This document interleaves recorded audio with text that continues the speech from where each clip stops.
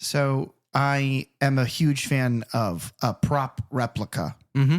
I like a good 1:1 scale, either, holdable or wearable replica. Yeah. For this last Christmas, Carly got me the Willem Dafoe pumpkin bomb for his, the Spider-Man 1 Green Goblin pumpkin bomb, which is great. It's very cute. It lights up, makes a noise. He will like laugh out of it. But I like stuff like that. So it'll turn you into a spooky skeleton. Yeah. If you use it wrong. Why the fuck does he do that once? One time. I know that's not a unique comparison or a unique criticism of that movie, but he does it once. Do that to Spider-Man.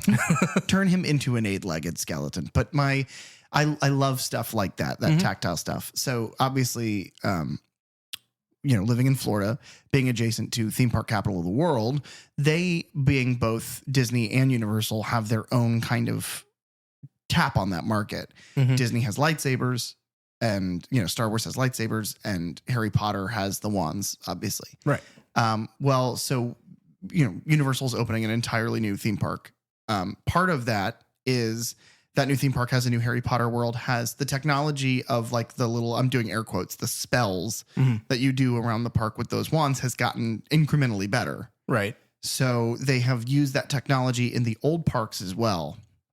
So essentially the differences is before, where you would just kind of point this thing at a sensor and it would, react in whatever way. Right. Now, not only does it do that, but the wand itself will like light up and buzz and do cool things. And there are spells that are new for the old wands that just kind of do a thing. But then the new wands all have like 2, 3, 4 more layers of things that it will do. Oh, okay. Like, I'll give you an example. In Islands of Adventure, there's one where it's like Wingardium Leviosa, a quaffle from the Quidditch chest or whatever. Right. And it kind of floats for a second. But with the new one, then it also summons like on a projection screen that you can't see. It's very well masked, but it looks like one of the bats is floating and you have to beat the bludgers away. And it's really cool. It's very responsive, but they track on your phone. So it's like a game. Oh, okay. So I took the family out to Universal, and the day was kind of planned of, well, let's do a couple things. With my back, there's very little that I can go really do now, but they have stuff out there like the Minions little thing that you like a, little shooting gallery. And that's a lot of fun. Yeah. I haven't done that yet. You should. It's fun. But then the big thing was we were going to go get wands. My daughter and I's birthday is the exact same month. So we wanted to celebrate that and kind of give, February's so busy that we wanted to revisit it one more time before the season's over. So we go and we buy those wands, and it consumed the rest of the day. Yeah. It was so much fun. It was really well. I mean, the park was packed, but the management of those lines made it to where like, it was only ever like 5 minutes at a time that you would need to wait before doing the next task. But there was like house points and shit. Like, oh, you're actually earning. Like, yeah. Huh. But it all culminates in, we are in Nocturne Alley, which if you've never been to Universal, like the Harry Potter Wizarding World area, Nocturne Alley is in the Universal side, and they've built it in like a hybrid indoors, right, so that they can keep it dark at all times. It culminates the defense against again, air quotes, which is a bad habit to be in 19 episodes, 20 episodes into a podcast, but who cares? I don't change. I continue to be the worst. But you do defense against the dark arts, which culminates in that alley. Right. You fight a Dementor. Oh, wow. But it's on these like depth perception projection screens. Right. That go back up into this like forced perspective alleyway that they've built. And you pick your own, whatever your Patronus is, you pick on the app, and then you make it go after the Dementor and you kind of fight it. And it's like, she's 12, so she loves it. She's a little spooked, but she loves it. I'm 31 and I was just like, yay, again. It was so much fun. But now I want to see what they're going to do about handheld props and stuff with this new theme park for the Universal Monster stuff. Oh, yeah. That's, I haven't heard anything about it, but Do That they would be sell a- 1/1 scale working bear traps to catch the Wolfman? A Wolfman? Yeah. Do they sell stakes that you can drive into the heart? It's like a guy out there playing Yeah. Dracula. That's what it is. It's anybody who wants to, and I'm going to use the modern vocab here. Anybody in the modern day that wants to unalive themselves. It's a government assistance program where they let you dress up as Dracula and let nerds like you and I stake them through the chest. Sign me up.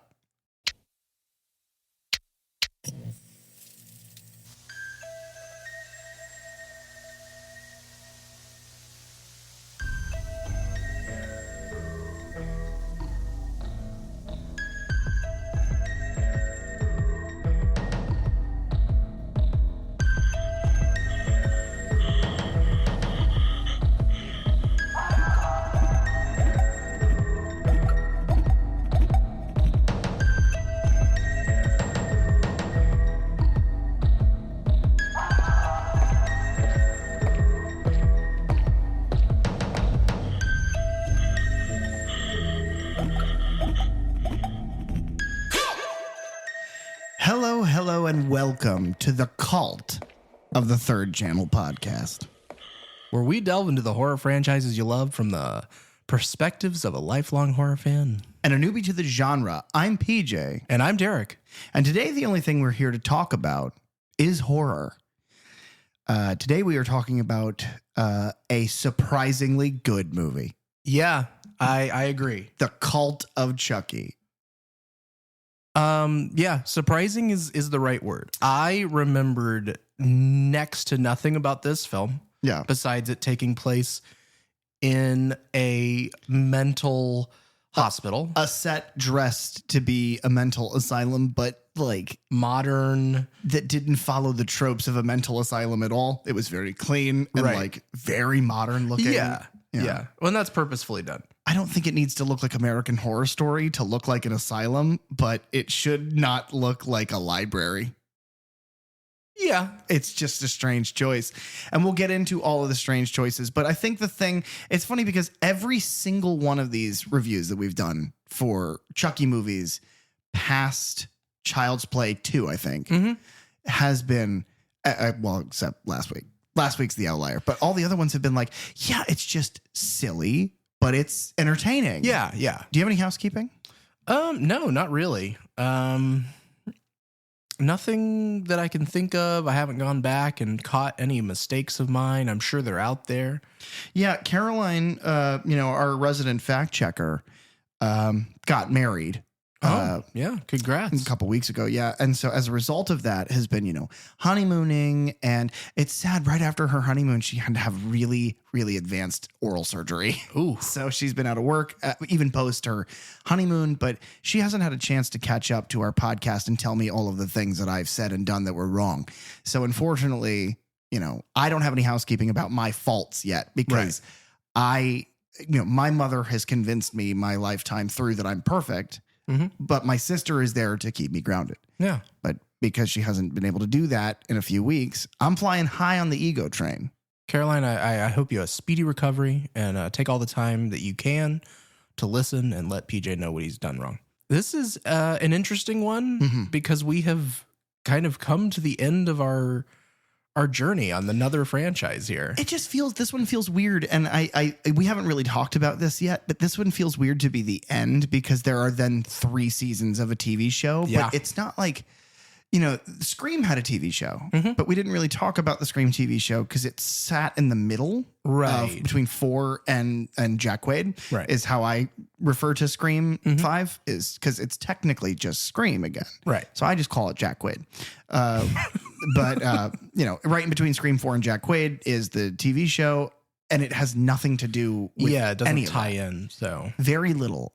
This show, the Chucky show, is closer to Ash versus Evil Dead in that like it does play into the continuity, yeah. but like Ash versus Evil Dead plays in the continuity of, the Evil Dead 2, Army of Darkness.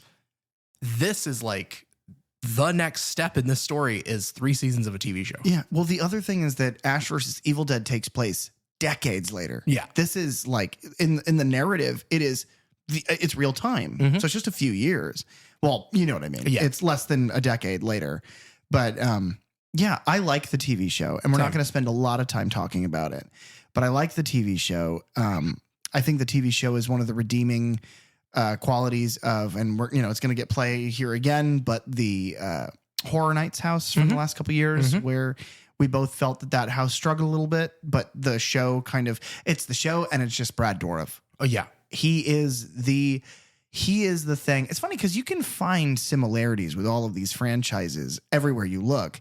The obvious comparison here is Brad Dourif is to Chucky as, Bruce Campbell is to Evil Dead, as Roger Jackson is to Scream. There's this personality driving force, and man, he just never lost it. Right. Because that's one of the notes I have for this movie is like, you can hear the age in his voice. Yes, But you definitely can. He didn't lose an ounce of energy. No. It's funny, it's cynical, and it's just pure evil, and he revels in it. And it's great. It's what makes the series work. Yeah, truly. And, it's interesting to stick with a character played by the same actor for like 35 plus years. Yeah. It's like seeing Ian McKellen come back as Gandalf in the Hobbit trilogy. Yeah. Except Brad Dourif is fine acting in a single room, and he doesn't cry. He gets, he gets some play with some other people in the third season. He does. Yeah. There's, again, we're not going to, you know what we can do? Let's cut down the middle. We're not going to do a review for the TV because we are a movie podcast. It's just what we're here to do. I'm sure there are, there's some million podcasts out there. I'm sure you'll find somebody talking about the show. Right. Also, by the way, thank you for being here as always. Like and subscribe, hit that notification bell. Oh, you know what? I do have a little bit of housekeeping before we get too far into what I want to talk about with the show, which is we got our first hate comment. Yeah. It was amazing. Yeah, we did. Yeah. Very briefly, we're available everywhere. If you're watching on YouTube and you look at our Child's Play 3 review, somebody left a review talking about how they thought we had a good podcast until we disagreed with them. And now they hate us and think that we're haters and they don't care about our opinions moving forward. And I just want to say this. What? And why? And who? That doesn't make any sense. Yeah. I don't feel like we were super negative of that movie. I think we were fair. And I think we enjoyed it more than we initially thought. You spend the entire fucking discussion defending it against itself even. You're like, well, no, I can see what they meant. And you called it like, it was like stupid fun. Right. You referred to it positively, almost exclusively. And I'm a negative dick. And I spent a lot of that review being like, no, it's a lot of fun. I really like this movie. Yeah. So please, if you're out there to leave hate comments about our personalities. That's fine. Leave hate comments about individual opinions that we have, but don't paint us with a broad brush, especially if it's wrong. That's silly. Yeah, I would mainly say, aren't opinions amazing that we can have different ones and we don't always have to agree on things? Well, and he's like, I just don't understand why you think what you think about the movie. And it's like, well, if you look above your comment, there's a 2-hour plus review in which we discuss all of those reasons. Yeah.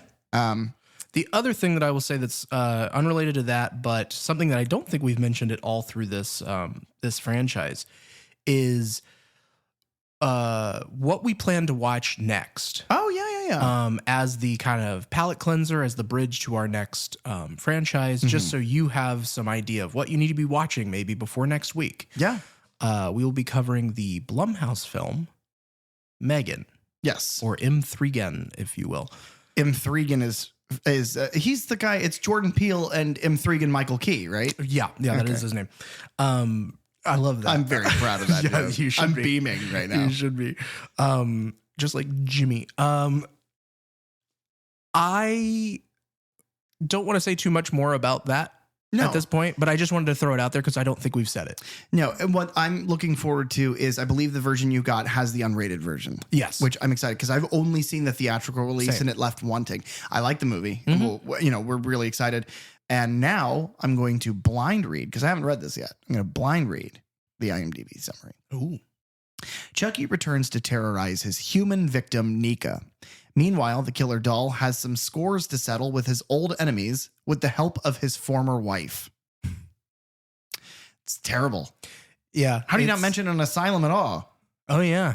The entire movie takes place there. Yeah, that's a kind of a theme-ish in these last two, and I think it's just because of the budget and things like that. Of like, Curse of Chucky all takes place basically within one house. This takes place within sets made to look like this asylum. I think that this is probably a rented area, probably a rented floor. It looks almost like a community college, maybe like a learning hospital or something. Yeah. But I don't think they could build these sets. I didn't see any of the behind the scenes stuff, so I don't know for a fact, but this looks rented if I had to guess.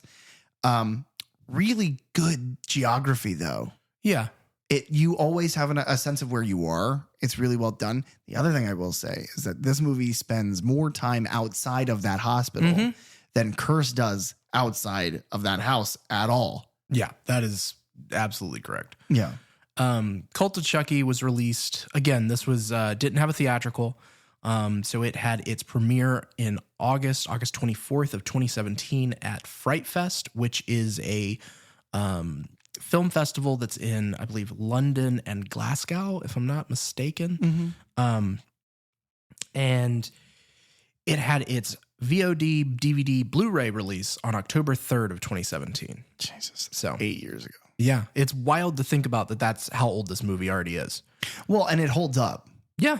And we'll get all into that, but every one of these movies we comment on the quality of the Chucky puppet, and oh my God, do we have a lot to talk about. Yes. Directed by Don Mancini, written by Don Mancini, produced by David Kirshner. He directed again. Yeah, this is his. Infinitely better. Infinitely better. Yeah.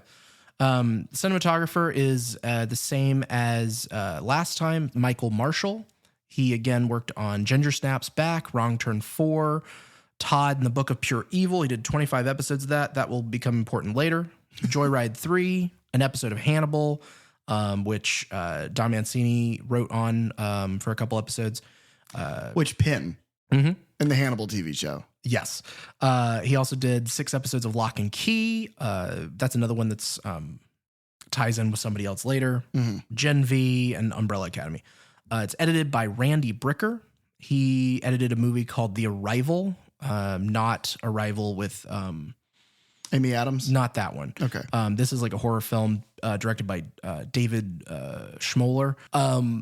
Budget is exactly the same. $5 million. $5 million. They got those puppets for $5 million. I guess. Yeah. That's fucking crazy. It is. It's pretty wild. I guess if that's the only thing that you're paying for, it makes sense. Because I mean, the sets themselves or the rooms, whatever they're shooting in, you know, wherever they are. You get a permit, you rent it out for the week. But it's like you see the hallway, you have the like rec center or where like the cafeteria. Yeah, the cafeteria.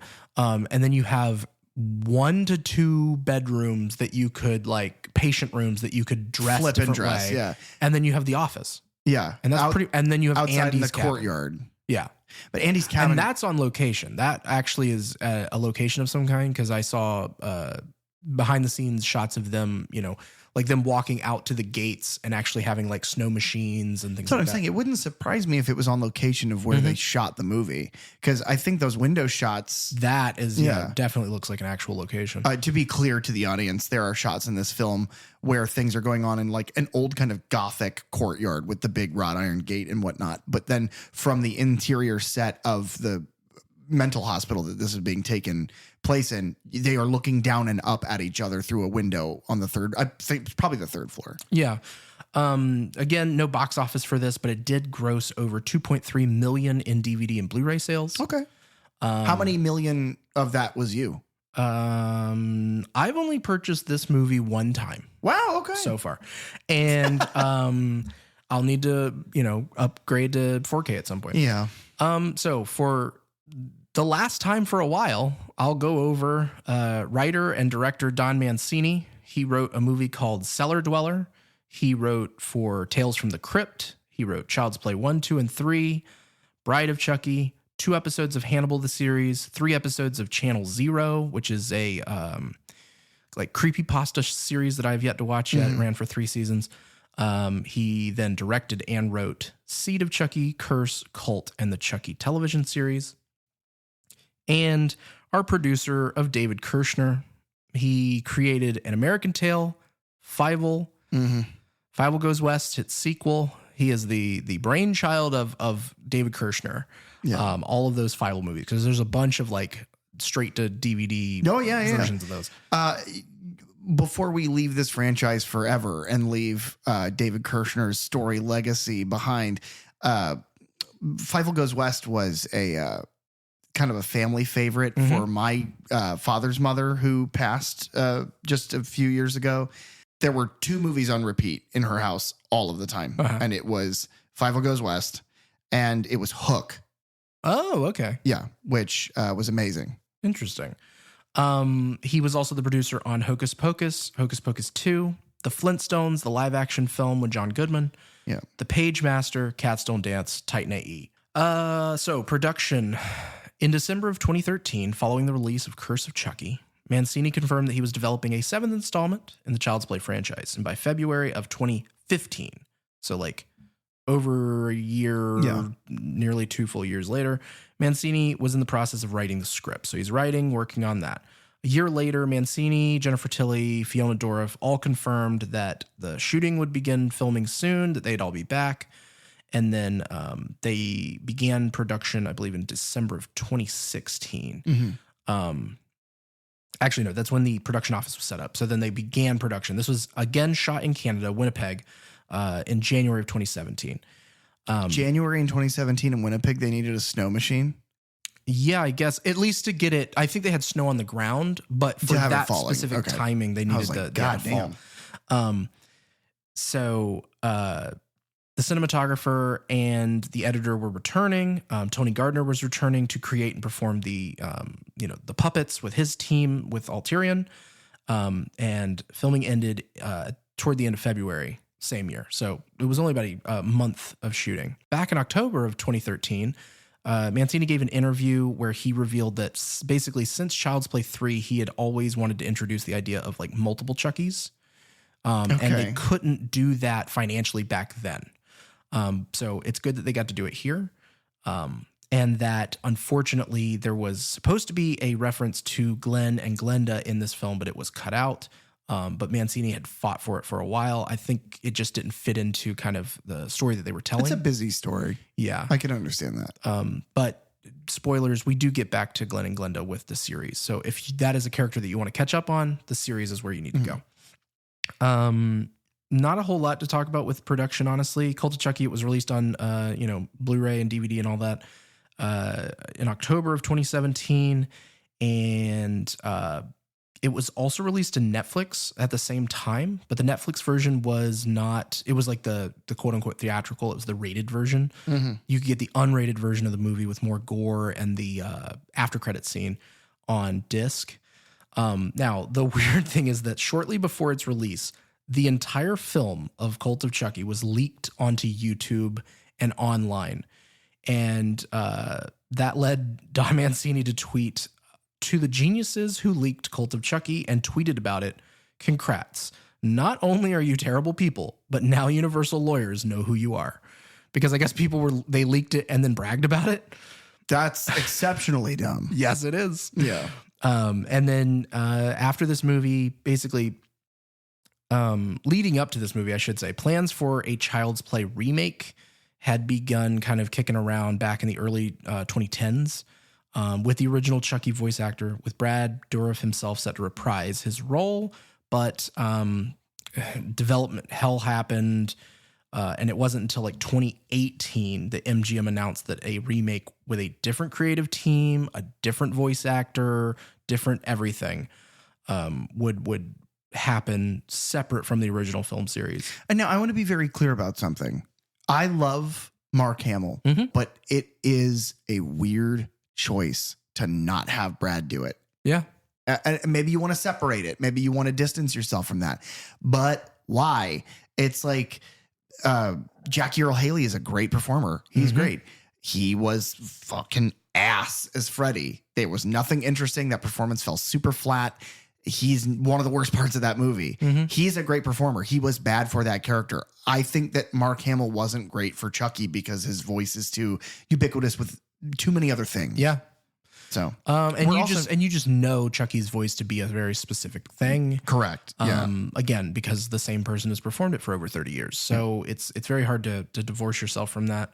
Like the TV show, by the way, we are not discussing the 2019 version. Yeah. This is the end of our reviews of this franchise, at least for now. For the time being, the only things I'll say there is that, yes, a 2019 version did come out of Child's Play, serving as both a remake of the 1988 film as well as a reboot to the franchise.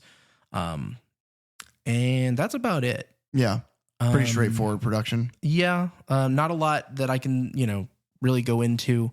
Tony Gardner back with all of the puppets, the animatronics, and watching the special features for that was interesting just to see how many, different face skins that they needed. And especially because you have multiple Chuckies in this one, they all look different. They all act a little different. So, but I think we'll talk more about just how amazing these puppets are in this movie. Yeah. As we go along. Yeah. One thing I wanted to do before we launch into the discussion of this film specifically is at the end of these franchises now, what I'd like to do is we've given you our views. I'd like to give you a general consensus and go through the franchise's Rotten Tomato scores just to see what critics think, because we're not critics. Mm-hmm. We're critical, but we're not critics. We're not smart enough. That's what people tell me. The original Child's Play, 74%. Okay. These are only critic scores. I'm not doing audience scores. Good. 74%. Child's Play 2, way down at 47%. Child's Play 3 is by far the lowest at 19%. Wow. So that guy who left us a hate comment has got to go leave some comments on Rotten Tomatoes as well. Bride of Chucky, 45%. Okay. Seed of Chucky down to 37%. At the second highest score of the entire franchise, Curse of Chucky is at 78%. Wow. Higher than Child's Play 1. That's crazy. Highest score, Cult of Chucky, is at 81% on Rotten Tomatoes. And then the 2019 remake is at 64%. Okay. But yeah, I am flabbergasted that that critics liked Curse of Chucky so much. Yeah. I don't know. It's one of those that I guess I wasn't really into the franchise all that much when that movie came out. So I can't speak to, the fan base of going like, we want a scary Chucky again, so let's do this. But it must have worked for people. This has to just be one of those franchises that like kind of pushes the boundary of what a movie is, pushes the boundary of what to expect out of your theater experience or whatever, because it doesn't behave in any of those ways. It's just, well, no, I know what I want this character in this world to do. And apparently what I want him to do is split himself into multiple pieces.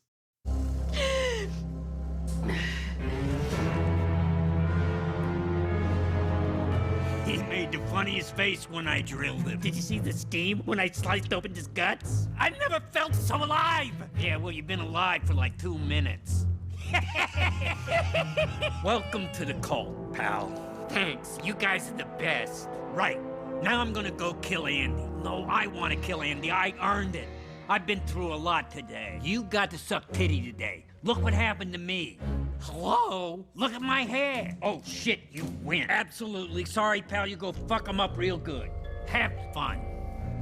You, guard the door. Kill anyone that tries to get in. Right. I'll take care of her. This is...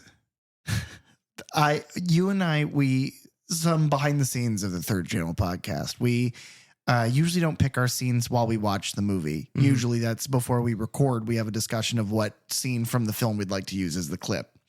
And you had pitched a clip where Chucky, it's towards the beginning of the movie. It's in the, I would say the first act. Yeah. It's as the first goes to the second act of the movie. And it's Chucky threatening Angela. Yes. The older lady who believes that other people can't see her. She is a self-described schizophrenic who doesn't believe that Chucky is real. And he is so annoyed by his conversation with her that he's like, you know what? I'll be right back. I'm going to come back and I'm going to kill you next. And that's what you had pitched. And I had pitched this one, and we listened to both of them. And we decided it was this one because that conversation is, of all of the black comedies and all of the horror comedies that exist, that's the funniest scene of any horror movie I've ever seen in my life. It's everything. It's how good the puppets are, how expressive they are, how good the kill is right before this happens. The implication of what the cult then means. And it is just the absurdity of, I've been, this is the greatest day of my life. You've been alive for 2 minutes, and they all burst out laughing because of how evil and fucked up it is. But then also, like, does he like the hair he has when he is the Chucky doll? I guess he must. So funny. There's nothing wrong with that. I like that they each have their own little personalities, Who's your while favorite? all still being chunky. Do you like classic Chunky? Do you like one arm Chunky, or do you like I don't know, Buzz cut? Yeah, buzz cut Chucky. Yeah, that's good. The other thing I like about that clip, for reasons of using it here, is that they mention Andy. Yes, which brings us to the beginning of the film, which starts with Andy on a date. Again, I've said it before, I'll say it again, Derek. You have given this world a masterclass in how to podcast. Yeah, Andy's on a date with a girl named Rachel. They're on the topic conversation of firearms. Yes. And how the Second Amendment is outdated. Yeah. And Andy mentions that he owns several guns, kind of slips up and mentions that. This is one of the, this is an example of a scene that's shot that's outside of our main location, right? Which Curse does not do. But she's obviously very weirded out and is like, yeah, I kind of looked you up. And I realized in that moment, like, yeah, it's the thing of I'm in a weird position in my career because I work for a company, and all of the knowledge that I have and the skill set that I have really only apply to my company because our software is homegrown. So everything that I've learned about my job exists only in that environment. Right. So I can't really take that anywhere else. And it's the same thing as what Andy is going through now, where his life experience only makes sense to him, and to try to express that or share it anywhere else, it's like, well, no, man. Like, he says, when I was a kid, my babysitter was killed. And then he's like, then this person and this person and 35 others have been killed. And it's like, oh yeah, your life is fucked forever. Which brings me to, a line in Curse of Chucky that was actually in our clip where she's like, did you kill Andy Barclay? And he's like, well, I killed his childhood. And it's like, well, no, you ruined his life. Yeah. Andy Barclay here is again played by Alex Vincent, returning for the first time since Child's Play 2 or Curse of Chucky, the cameo that he makes at the end of the unrated cut. What I will say, he's good in this. Yes, he is. He is surprisingly good in this, because for somebody who basically left the industry for a very long time and then came back, he's very good. Since I haven't been over his stuff since like Child's Play 2, maybe. So he was obviously in Child's Play. He was in a movie called Just Like in the Movies. He was in Wait Until Spring Bandini. Those were whenever he was a kid, because they happened between that and Child's Play 2. He was in a movie called My Family Treasure. And then in 2013, he was in a horror film called House Guest Massacre. He has his cameo in Curse. And then he obviously reprises his role here and in the Chucky series. So mainly what Alex has done is this. Yeah. In much the same way that, Brad Dourif, he has a career outside of Chucky, but it's like a lot of his credits are right here in this franchise. On the topic, because so after the date goes sour, Alex, Andy, oh shit, is this the Tiffany? Yeah. I can't make these mistakes again. Andy goes back to his cabin where you see that the couple of firearms that he's talking about owning are many like gun lockers filled with guns. It's an arsenal. Yeah. And then he goes to open a wall safe that is behind the Kent Military Academy sweatshirt that he has framed on the wall. Yep. And he opens this wall safe and pulls out the mangled, charred, burnt, bloody, awful head of the Chucky doll, assumedly from the first 3 Child's Plays, Bride and Seed of Chucky. Yes. It's the one with the stitches. It is the one that is fucked to pieces. Yeah. And it is the one that is delivered to him at the end of Curse of Chucky, which he then blows a quarter of it away with a shotgun. Yeah, which they flash to on that date. He says justice was delivered, and it shows him doing that. But it's like nailed to a board, and there are nails sticking out of it, and like there's a big chunk of it missing from the gunshot, and it is, he's sitting there and he's smoking, and he's like, "Guess it's just you and me tonight, pal." And he's smoking a joint, and Chucky's like, "Yo, can I get a hit of that?" And then tries to bite him, and then Andy very quickly goes to a drawer, opens it, and there's just a bunch of fucking like gas station knives. Like, those really like cringy, like brass knuckles with the Wolverine claws. He's got a pair of those. Oh, yeah. And then because he's fucking cool. He is. That 90s S? He's got that tattooed on his... he's got it tattooed on his balls. The other drawer that he has are 3 canisters, and it's a butane lighter, like a torch. And he just... because he tries to bite it. Chucky tries to bite Andy. Andy's like, nah, fuck this.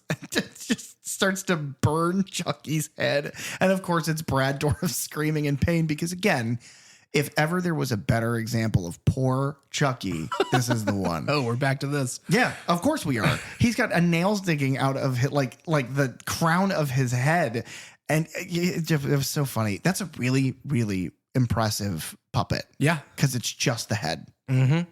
But it still has mouth movements, eye movements, expression that it can get out of it. And it does. It feels like this head has gone through hell. Well, and it's like screaming at one point, but it looks, honest to God, like it's in pain. And it's just crazy that Tony Gardner is able to convey all of that with, and this is an interesting one too, because Andy manipulates the board that it's on. He picks it up. He moves it around. So like you can see the size is not much bigger than his hand.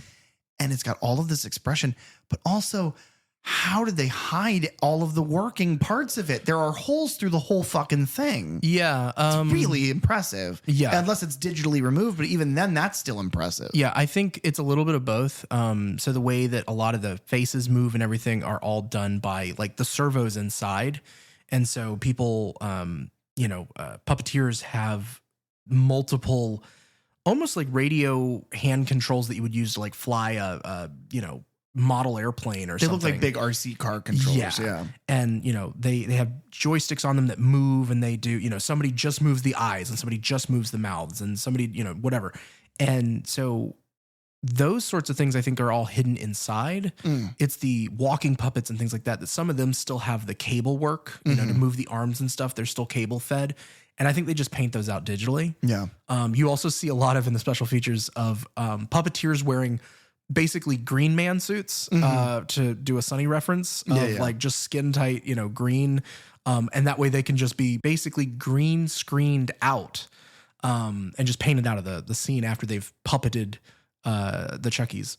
And I think when we get to that scene that was from our clip, we can kind of get more into how amazing the puppets are. But even just using this as the example, this as the standard for this movie, it's only up from here. Yeah. It's amazing. Don Mancini, he basically claims that Andy is well off financially because of the insurance money he received from all the murders that happened around him as a child. So funny. So that's how he has this place, which leads us to our opening title sequence, which basically and thankfully plays through in like newspaper clippings and scenes from Curse of Chucky. So you almost get all of the pieces of information that you need from that film just from this title sequence. Oh yeah, you don't need to watch that movie at all. No, okay. Yes, you don't need to watch it because it doesn't enrich your life, but you also don't need to watch it because it doesn't add to the story right as much as this one does. The thing I enjoy about that title sequence as well is that you kind of start to develop what I think is like musically Chucky's identity. It's very like calliope and sort of like dreamlike in this familiar and childish, but also dissonant and creepy way. Yeah. I really like the score for this movie. Yeah. You do get a return of that score piece that we pointed out in Curse that very much sounds like a ripoff. They are calling it an homage to the Suspiria theme by Goblin. All right. Nika awakens having electroshock therapy done to her head. Yeah, it's fucked up. That scares the shit out of me. Like that being so real and having been used for so many horrific reasons. Electrotherapy scares the fucking shit out of me. And I don't know, is that something that still goes on today? Because if this movie takes place 8 years ago. Yeah. And even if it takes place 8 years ago, was that current? Right. Or even then, was it outdated? I just hope it doesn't happen. Same. I'm just going to close my eyes and ears to it, go, no, and just pretend it doesn't happen. There's comments made. Now, Nika, we'll go into her for just a second. From the last film, played by Fiona Dourif, who is, Brad Dourif's daughter. She is the actress is actually the same age as Alex Vincent. So she appeared in 8 episodes of True Blood. She was in the Paul Thomas Anderson film The Master. She's in Curse and Cult. She was in a couple horror films called Fear Clinic and Blood is Blood. I don't know what those are. 10 episodes of The Blacklist, 5 episodes of The Purge, which was a series that I wasn't aware of. Really quickly to recap on our conversation last week, I really liked The Blacklist, but I haven't seen anything past the first season, and I didn't even fucking know there was a Purge TV show. Yep. And then she's in Christopher Nolan's Tenet. She was in 4 episodes of The Stand from 2020, I believe, maybe 2021. And she plays several things in Chucky the series. Once again, she is also fantastic in this. Yes, she is. She is talking. She's seen talking with her doctor, her therapist, whoever, and basically talking through the events of the last film, saying that Chucky wasn't real and that she is the one that committed those murders. Yeah. It's revealed that this has been 4 years have passed since the events of that film. So real time again. Yeah. Which is good. Like that way we don't have to think about it too much. Her doctor is named Dr. Foley. He's played by Michael Terrialt. He's a theater actor, but he has done a little bit of TV horror stuff.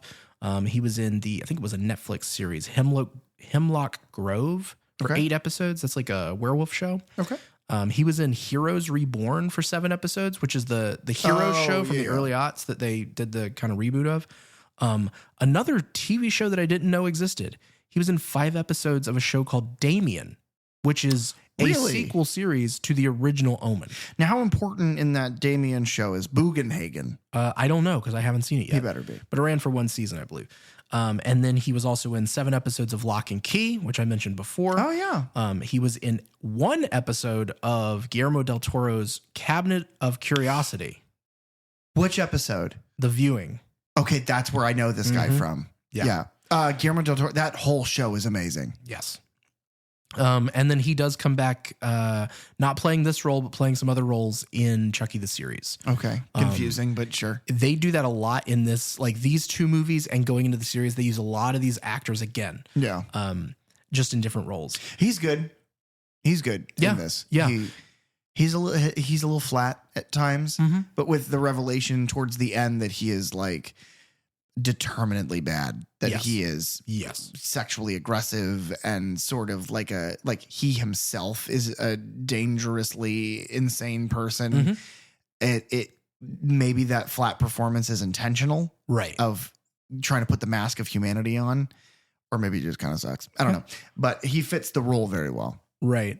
Nika is being transferred to Harrogate Psychiatric Hospital, which they make an important note of saying is medium security. Yeah, not and there's maximum, and there's no cameras. Yeah. The main thing that I will point out here from the opening scene of them going into her bedroom and her being talked to, shown by Nurse Carlos, is that there's a lot of IKEA furniture in this movie. Yes. And I mean a lot of IKEA furniture.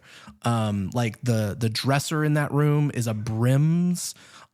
You also see the wardrobe version of that in one of the other rooms later. You have a PS pendant lamp in the office, I believe. I don't know what this bit is, but I'm gonna possibly some of the lead us chairs in the like dining area. But yeah, I'm a big fan of IKEA, and I spot that. Here's a bit of PJ and Derek lore. I don't know how important this story is, but I do want to tell it on this podcast. I'll if make we're it snappy. ever going to have a chance, it's now. Yeah. So a very long time ago, I would say probably almost 10 years ago. Yeah. Derek and I were at an IKEA, the IKEA in the Bay Area, to purchase furniture and also to eat meatballs. And while we were there, these two younger, and we were young, we were in our early 20s, but they were young for us even. These two girls were there, and they were having this really heated conversation where one of them was like kind of begging forgiveness and the other one was just simply not having it.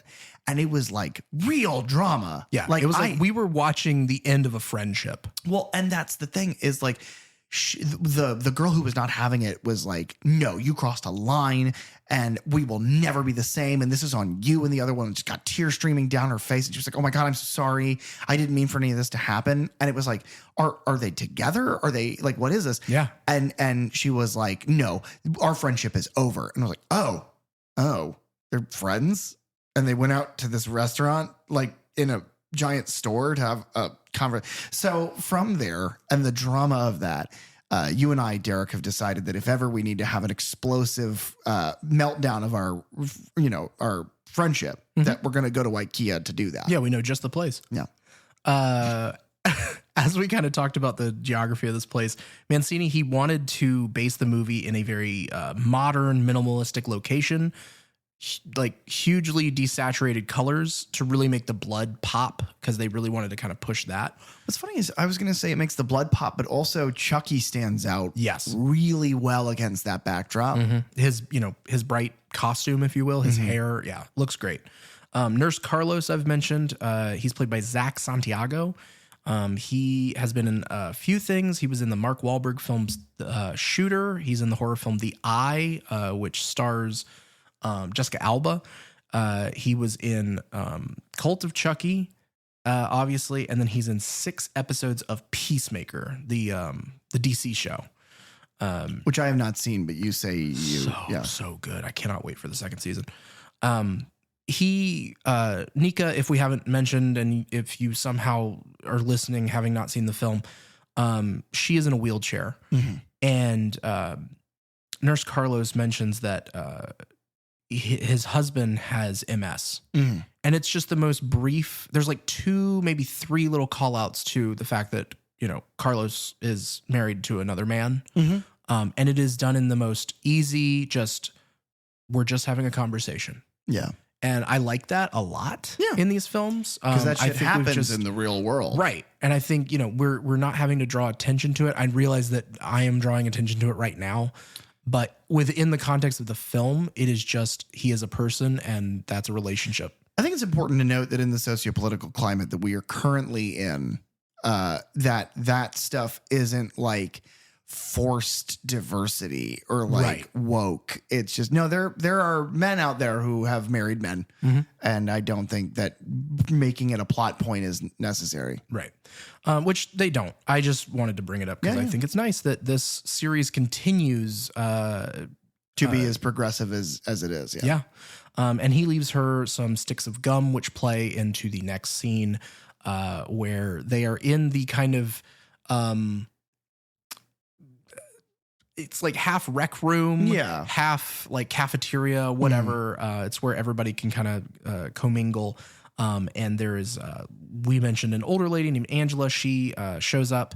She asks Nika if Nika can see her, that she has lived here a long time, but she died in this very room. And so for a second, I think it's playing with the idea of like, are we about to get real weird in this franchise? Right. Are we talking ghosts? And that wouldn't come until much later. But then you get a jump scare as we introduce Michael as he pops up. And he flirts with Nika, asking if he knows who she is. Yes. And so he asks if she's still into redheads, which he is. Right. Referencing, obviously, the Chucky doll, which the joke immediately falls flat. And he's like, oh, I'm sorry, was that too soon? But he seems nice and charming. Yeah. And they trade cigarettes for gum. Mm-hmm. That's not all they trade. No, they then trade fluids. Yeah. They bang. They do in the hallway, in the stairwell, basically. Yeah. But yes, there's a little moment between them where Nika trades Michael a stick of gum for a cigarette. And whenever he begins to chew it, he says, juicy fruit.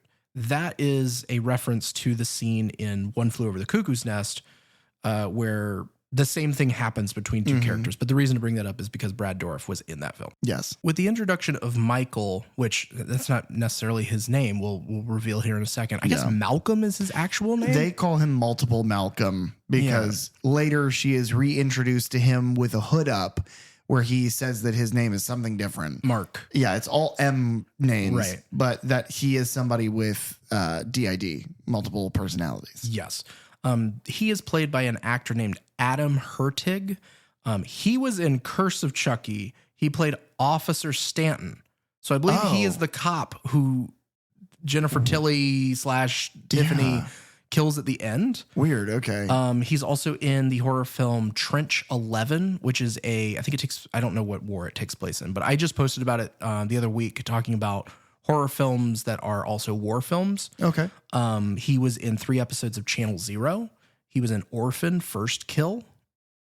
He was in Violent Night, which is the one where, David Harbour plays Santa Claus from a couple years ago. And then he was in Time Cut, which I mentioned the other day because Summer Howell, who plays Alice, is in that film as well. Okay. So they've worked together. I'm sure they're all Canadian actors. Yeah. And, we're also introduced to Nurse Ashley in this. She's played by Ali Tatarin. She is like blink and you miss. Yes. She's in Wrong Turn 4. She was in Silent Night, which is the reboot of Silent Night, Deadly Night that happened in I think it was 2012. Okay. She is also in Curse of Chucky. She is the delivery person who hands over the Chucky box to Andy in the after credit scene. Oh, okay. So basically not in the movie. Yep. Right. And then she was in Todd in the Book of Pure Evil, which okay. I was mentioned earlier. Anyway. So it really is just kind of this little, oh my God, it's a cult of Chucky. We move next to our group session. Yeah. We are in Dr. Foley's office and we're introduced to a whole bunch of other characters. Claire, Madeline, Angela again. Just briefly, Claire, played by Grace Lynn Kung. She was in Cube 2, Hypercube. Oh my God. She is in the Christmas horror film. Actually, it's not like a Christmas horror film. It's a horror film that takes place on Christmas, but it's called P2. Because it takes place in a parking garage. Okay. And then she was in the most recent version of Fahrenheit 451. Oh, word. She is revealed that she, I think, burned her house down is the reason that she's there. We're introduced to Madeline. She's played by Elizabeth Rosen. Way back, she was in an episode of Are You Afraid of the Dark? Tale of the Night Shift. Okay. I think it's in the 5th season. She was in the horror film Bless the Child. She was in House of the Dead, which is the Uwe Ball film based on the video game. Okay. Uwe Ball is someone who made a bunch of awful video game adaptation films. Okay. So she's worked with him several times. Does that have zombies in it? Sounds like it would. I believe so. Then I'm not going to watch it. She was in the anthology film The ABCs of Death, and she was also in Warcraft, the big budget CG that people fucking hated. Yeah, I haven't seen it. And Angela is the lady from earlier. She's played by Marina Stevenson Kerr. She was in Todd in the Book of Pure Evil as well in 8 episodes. Good Channel God. Zero for 10 episodes. She was in the 2019 version of The Grudge. She was also in Orphan First Kill, Violent Night, and Time Cut. So they've all worked together. Do you think Angela is the kid from Time Cut, just grown a lot and then time traveled back because of the time travel and then was in this movie as well? Maybe. I haven't seen that movie. We'll have to watch it. No. Okay. We have too much to watch. Yeah, that's true. To fit in something called Time Cut. Okay, so in this scene, Nika believes that she has killed her family. She's asked why she did it. I don't buy at all from her performance that she believes it wasn't her. Right. I think it's pretty clear that she has said, I did it. I killed these people to simply be moved from maximum security. I think she still believes it's Chucky, that Chucky's out there. I think her being sane is part of why she's been able to survive for so long. Yeah, I would agree. But she's antagonized by the other inmates and kind of yelled at. Because she's like infamous because, she has in their eyes committed like 5 murders of her family. And so, why are we stuck in here with her? And one of them is like, I don't feel comfortable. I don't feel safe doing that. And Malcolm, as Mike, air quotes again, kind of takes up the defense and is like, well, hold on. Didn't you burn your house down? And there's like a little bit of patter back and forth between them all about what's going on. And then a truly unnerving moment happens where it's like, well, no, Chucky's going to get you. He told me. And they kind of turn and it's the older woman. It's Angela. She's like, yeah, he called me. He's going to get you. And it's like, what the fuck? And I was like, oh, don't listen to her. She's schizophrenic. And then they're like, oh, but how does this make you feel? And they bring out the fucking Chucky doll. And so it's like, in the context of the scene, it's a good one. It makes sense. It's structured enough that she has got to stay placid, because if she reacts, then she goes back to max security. Yes. So now you have a reason for our character to lose agency and have to kind of play by a rule set she's not comfortable with. And she does a very good job of showing that, like, it's like when, it's exposure therapy, but people that go through exposure therapy have a very bad time with it. Right. Because they're being literally exposed to the thing that is their worst fear. And just her facial journey when she sees him, and the good guy doll face in this is like, mwah, it's perfect. Yeah. It's modern, but doesn't go too far. I think Cursed was good for the placid good guy doll face. Yeah. But it was just a little too modern. This kind of harkens back to, because in Child's Play, that doll is ugly. It is like, yikes. Like, if my kid looked like that, I'm just going to Man in the Iron Mask him just forever. Okay. Hey, Dr. Doom's fucking cool. I'll give him a Dr. Doom mask. That's good. They're going to be all the rage here shortly. I agree. I love the way that the dolls look in this. Like, they must have gone back to that initial, mold. And just minor changes. It's like the Halloween in Halloween, like H40 Halloween 2018. Yeah. It's like clearly it is derived from the original, but it's been just changed ever so slightly that it is its own thing of a more modern appearance. And I don't mean the aging. I mean the physical mask just looks a bit different. But yeah, no, it's stellar the way it looks. Yes. This is the, introduction of a good guy doll that does happen to be named Chucky. Dr. Foley gives a fact of like, they had 20 names. I think it was 50 names. Yeah. So there was 2% chance that they would be called Chucky, but he went out of his way and got one specifically named Chucky. Because he's an asshole. Yes. This also begins kind of this thought experiment of, is he in on this? Is he doing this on purpose? Right. How involved in the movie will he be? Right. Which is but in a way that will require trigger warnings, will require all kinds of stuff, is probably the darkest part of the movie. Yeah. But so, yeah, that's what happens in the immediate. And then Madeline, seeing the doll, has a reaction thinking that it is her baby. Which is a real thing. Yeah. There's a real therapy where people that have lost children are given very realistic, hyper-realistic dolls to kind of take care of, to help them cope with loss and that horrific grief. And, I can't imagine what that's like. No. And so to play with that theme with a Chucky doll is, I think, very bold. Yes. And we do get, more information as that goes along of like what's going on with her character. But yes, it is a bold choice. I mean, I think all of these things are taken, all of these like conditions are taken as seriously as they can within a horror film that's, kind of a black comedy at times. This franchise has never preyed on anyone. Right. It's never mocked or belittled any like condition or alternative lifestyle or, race, gender, creed. It's never gone after anything like that, but it is still offensive and morally repugnant because Chucky's pure evil. Yeah. This is the next scene. They're having a meal of some kind, and that's where we get our chat with multiple Malcolm, as they call him. Yeah. Because he believes that he is either Michael Phelps or sometimes Mark Zuckerberg. Right. But he is Malcolm.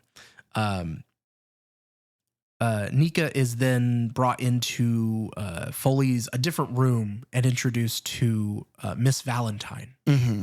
And we get our reintroduction of Jennifer Tiffany. Yeah, that's good. Thank you. That's very Speaking of wordplay with her name, you came to me the other day and you said that you very much regretted not making a joke during Seed of Chucky. Yes. I can't believe that between the two of us, we didn't, somewhere in all of that baby making talk, we didn't make the joke of Jennifertility. Right. It's a very good joke. Thank you. Hashtag Jennifertility.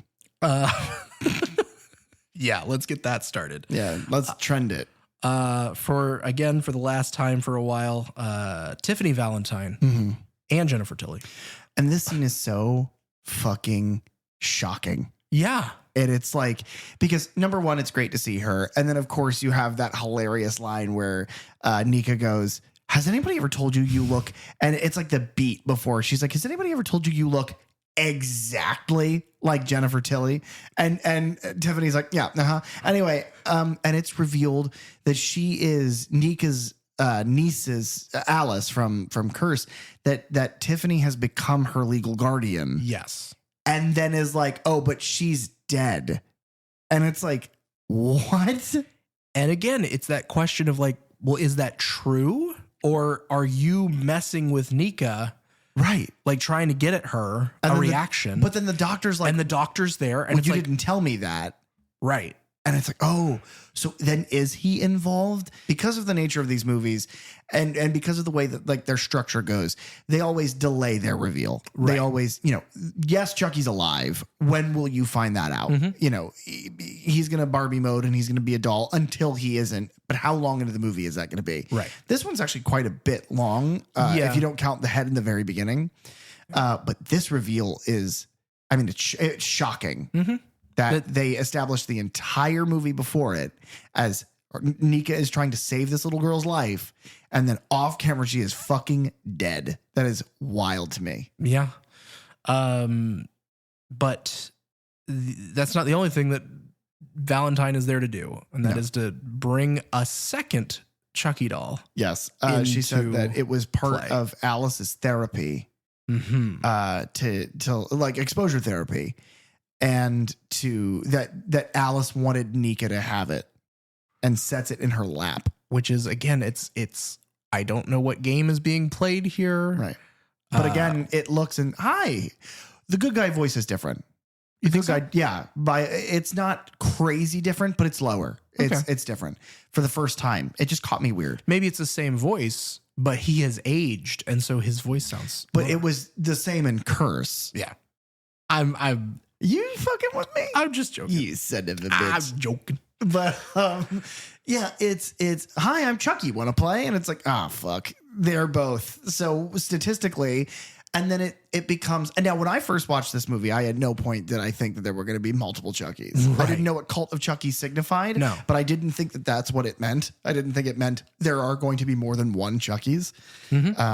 But seeing them both, because there's then a sequence after this where Dr. Foley and Madeline, who has taken the other doll, walk past each other in a hallway, and they're each holding a Chucky doll. And it's like really kind of tense, like suspenseful music playing. And it goes slow-mo as the dolls pass each other. And it's like, okay, well, obviously this means something. Yes. I don't know what it means. It's really effective camera work, by the way. Yes. To just hold and let them pass, but to slow it down at that moment of where they like kind of eclipse each other, because it's very clear that there is significance there. Yes. Whether, one of them is possessed, both of them is possessed, whatever, but they're seeing each other. Right. They don't give any indication of that, though. You're waiting on, his eyes to narrow or, he to, turn slightly. None of that. Yeah.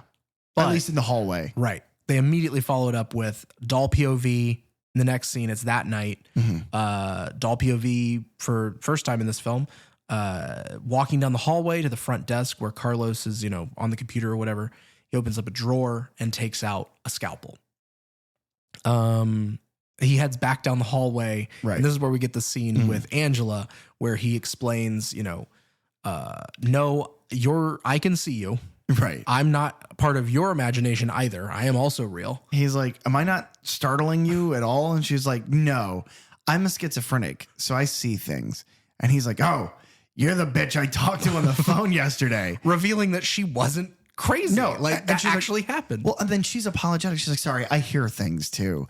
And he's like, I'm a children's toy from the 80s, standing in front of you, talking in full sentences, holding a very sharp scalpel. Nothing. She's just like, nope. And he's like, you know what? Fuck this.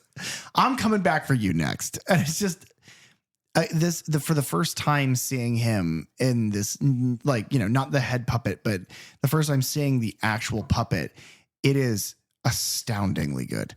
It is all of the nuanced facial expression and mouth movement from Bride that we talked about, how good it was. Yeah. And all of the very fluid body motions that Curse kind of gives us, where the bodies have obviously gotten better. Yeah. And then it is just back to the kind of look of the original Child's Play Chucky doll, where it's just strangely like inhuman, and it's perfect. When I think of Chucky, these are the dolls that I think of. Yeah, honestly.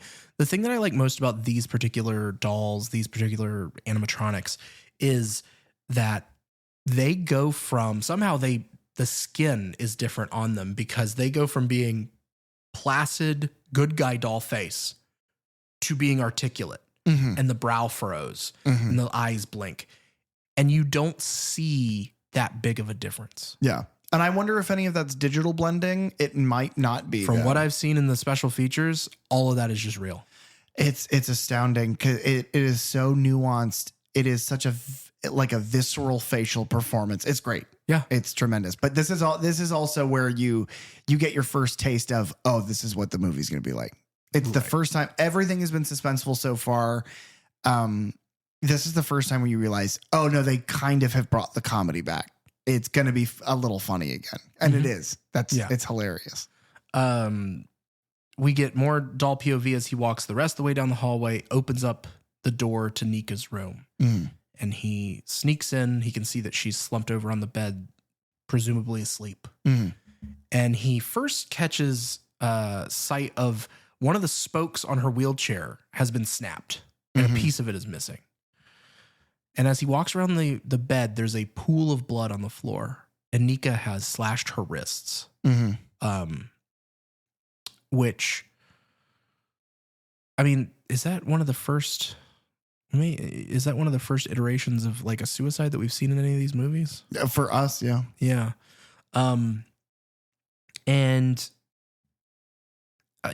I don't know what she's going through, but I can only assume not wanting to go through any more of it. Like she has had enough. I think it's immediately after finding out that Alice is dead. Yeah. You just can't keep going. Because I think part of it is, it reminds me of Evil Dead Rise. It's very, our main character in that movie has saved her niece and they leave together, and it's kind of assumed that they'll continue that relationship. And it's like, yeah, I mean, that's your sister's daughter, someone you love with, all your heart, who you worked an entire film to save, just for this stranger to be like, oh no, she's dead, and like almost seem happy about it. Yeah.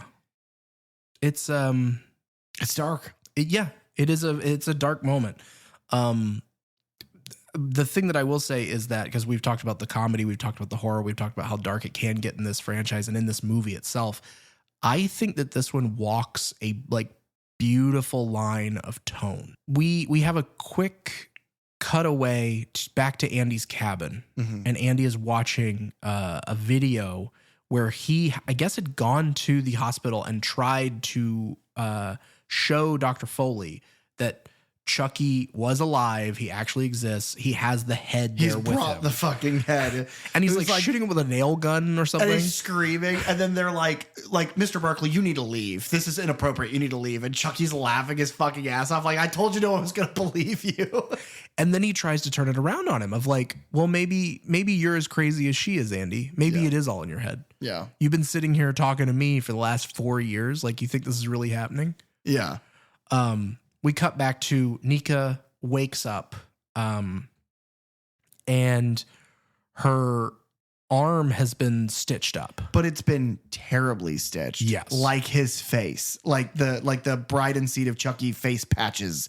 It's like he crudely sewed it back together. Yes. Because number one, he's a doll. And number two, I don't know how well a serial killer knows how to sew skin. They're usually good at cutting it apart, but sewing it together, I don't know. And written then in her pool of blood is not so fast. Right. So she now is aware that Chucky is back. Yeah. He is in here. He has found her somehow. Mm-hmm. There is an alarm that sounds, and code blue, people are running, orderlies go into Angela's room. Angela is now found dead, her arm slashed in the same way, and written in her pool of blood is Chucky did it. Right. We then go to a second group session. So basically, they're thinking that Nika is the one that's doing this. Well, yeah. That's the thing, is the movie also does a good job of, I hate so much when movies are like, they either don't or do believe something. Characters don't or do believe something that they would never believe. Right. Without, proof or whatever.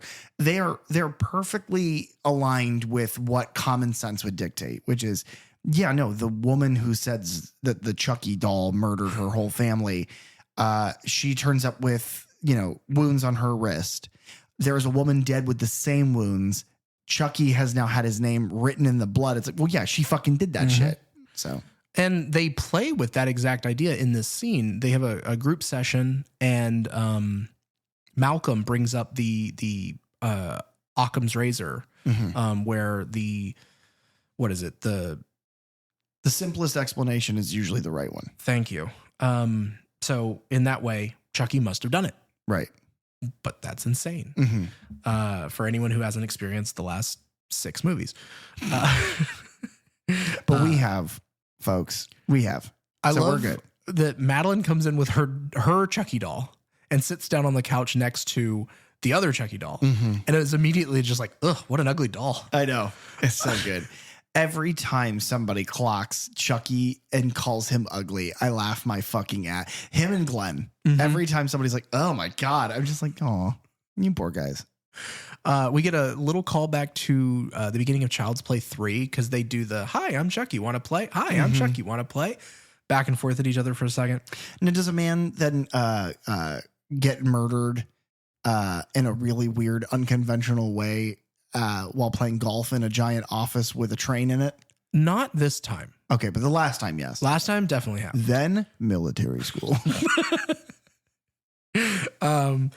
Nika and Malcolm are kind of going back and forth at this point, talking about Tiffany Valentine, and she finally puts together that that was Charles Lee Ray's girlfriend from, he was a killer in the 80s. She gives the total of he murdered 22 people. So I guess odd. As the Lakeshore Strangler, he has killed 22 people. I don't know. Before the events. Altogether, if you're counting that and then the number Andy gives, it's in the 50s. Yeah, Andy gives 37 plus the 3 that he mentioned, so that's 40. Okay. I was looking this up because I was trying to figure if this was like, if those numbers were correct or Right. whatever. With the events of this movie, I think Chucky has killed about 75 people. That's pretty good. And that's before the series. Yeah. The series, there is Oh my God. Yeah. the amount of people that are killed in that series is astounding. But this is where we get our first, we're going to prove that the doll is just the doll. And so Foley takes out a lighter and he melts. He holds it under Chucky's hand and it melts the fingers. Into like orangutan fingers, like long, kind of thinner tipped fingers. Yeah. And the whole time, Nika is staring at Chucky's face for any kind of movement, any kind of reaction at all. Right. Which doesn't give. And the movie's smart in the way where in the beginning, Andy sets the doll head on fire and it reacts so negatively because we now know as the audience, well, Chucky would have reacted to that. So we immediately write this one off as, okay, well, at least this one isn't real. We know one of them is real, but it's not this one. Right. And that's a good point is like we've seen Chucky walking around and doing these things. So we know at least one of them is alive. Again, we don't know at this point that there's going to be multiple Chuckies. Right. And so it's like, okay, well, he must have switched places with Madeline's Chucky at some point during the night. When nothing happens, then that's when Nika's like, oh, well, check the other doll. And Madeline won't let that happen. Believing that, they've been switched. We then go out to, and I remember kind of watching this the first time, and this is where things start happening in this movie every like 5 minutes where it's just like, what the hell is going on? Yeah. The first time watching it. I think this movie gets better every time you watch it. Yeah, I agree. But on an initial one where I hadn't rewatched the Child's Play films and I wasn't, as like familiar with the references coming back from them, it was just like, I don't know what's going on. Right. Because we go out to, Madeline goes out to the graveyard and Malcolm follows her out there. They do this little diversion to get him outside because whatever. And we get a couple things happening. The strange thing is that we cut back to the Chucky doll that's hand has been melted. Right. Sitting on the couch. And there's like there's arms that reach into frame and pick him up. And we don't see who that person is. And it's like, oh, okay, this is going to be a mystery. Right. And then it's like, well, no, because they immediately cut to Claire is walking down the hallway with the Chucky to throw him in the trash. Right.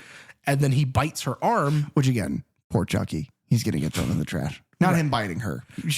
He gets that one. He deserves that one. But he bites her in much the same way that he always goes for a bite. Yeah. Just like a child's fucking maniac. I also love it so much when they do he just bit me and then he's just like a regular doll. Cause it's like he had to have freaked the fuck out, bitten her. And then when people were coming, just pretended to be, cause it's like, what a psychopath. And yeah, it's to what level of, what does he feel? How much can he hide behind this facade? Now you have two inmates, Malcolm and Claire, that both are like, oh no, Chucky is real. Right. It's not just Nika. It's the two of them now have to some degree conceded like, well, no, I guess Chucky might be real after all. Yeah. She tries to, tell Dr. Foley, who doesn't believe her.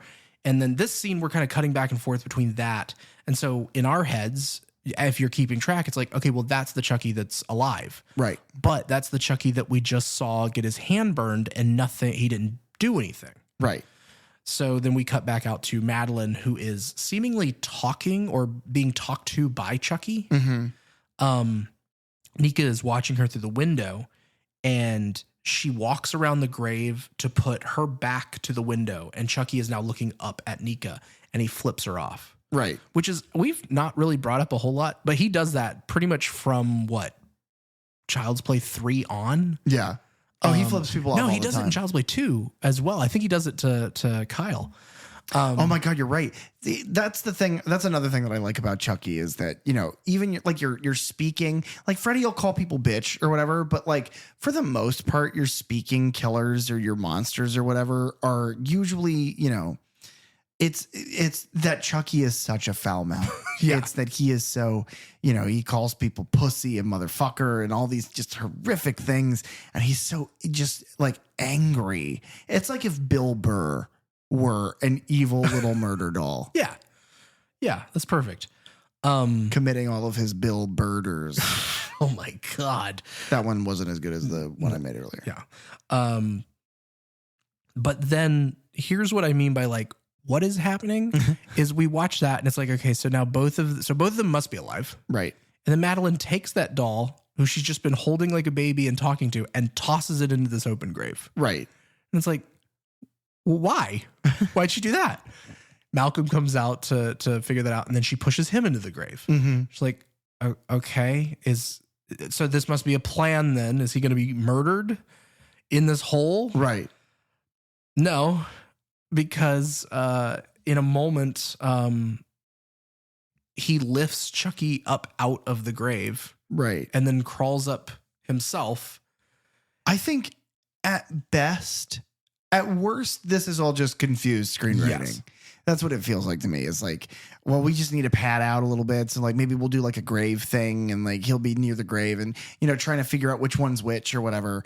But at best, maybe it's like to continue to confuse you. I think so. And I think it's like we have to get Malcolm and a doll out of line of sight for long enough for him to presumably be Possessed. Yeah, because that begins a new kind of thread to follow, which is Malcolm begins to act very differently. Yes. Like sort of like Chucky would, very like cynical and angry, distant and sort of that kind, what we were just talking about. Yeah. Really crass language, really foul-mouthed, angry, bitter, murdery is kind of how it comes across. The guy's good at playing this role. Yeah. Especially because he's having to play, multiple things and play with that whole idea. Now, he ain't no James McAvoy. No, but few people are. We then cut back to Foley. Dr. Foley has now like taken Claire into like an operating room and strapped her down and given her a sedative and has left conveniently. Yeah. It's funny how in these movies people do that. But I've had surgery. There's like a team of 18 people in that room. Granted, how many Chucky dolls are there? 4. I've never, for every 8 people, there's one Chucky doll. Wow. Yeah.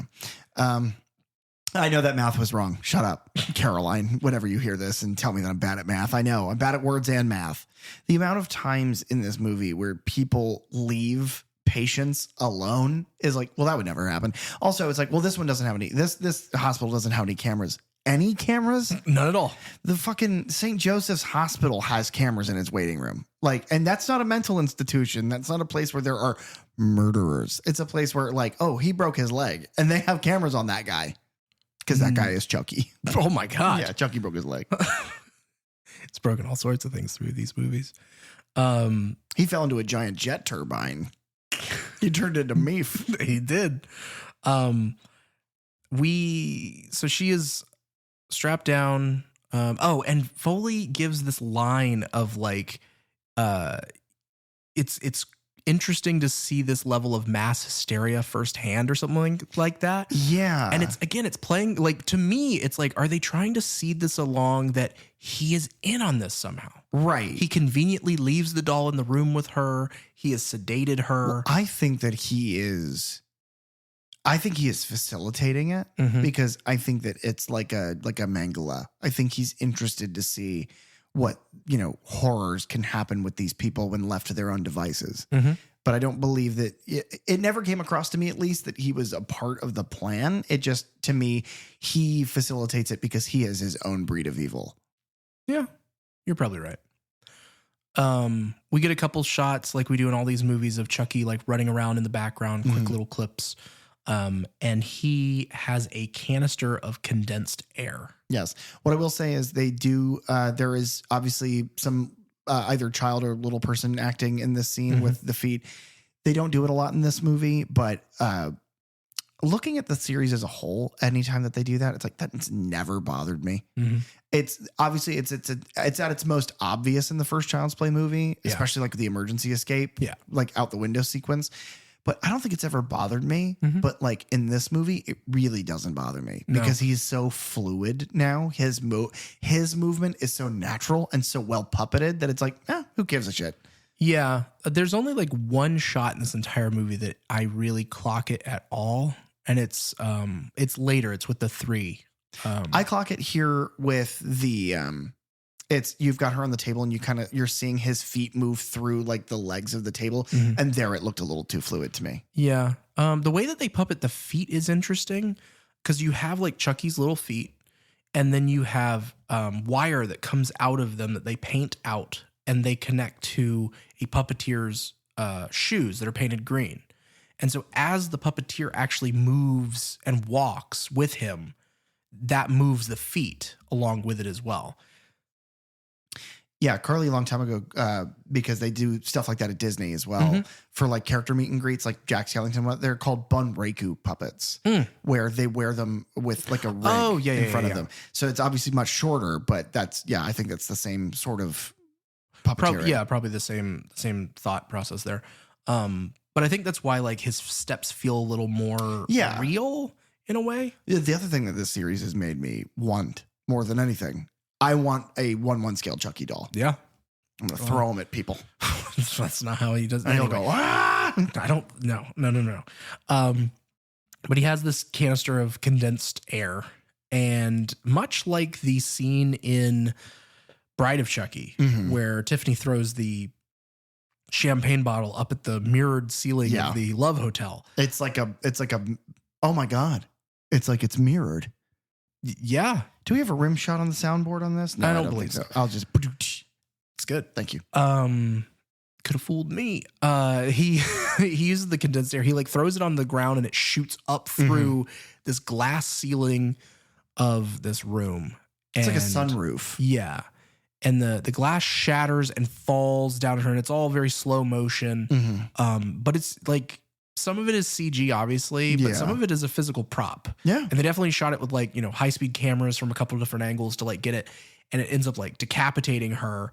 But again, a $5 million budget movie that's shot on location to have these things look the way they do, even if some of the CG is a little like, it's like, no, that's still amazing. Yeah.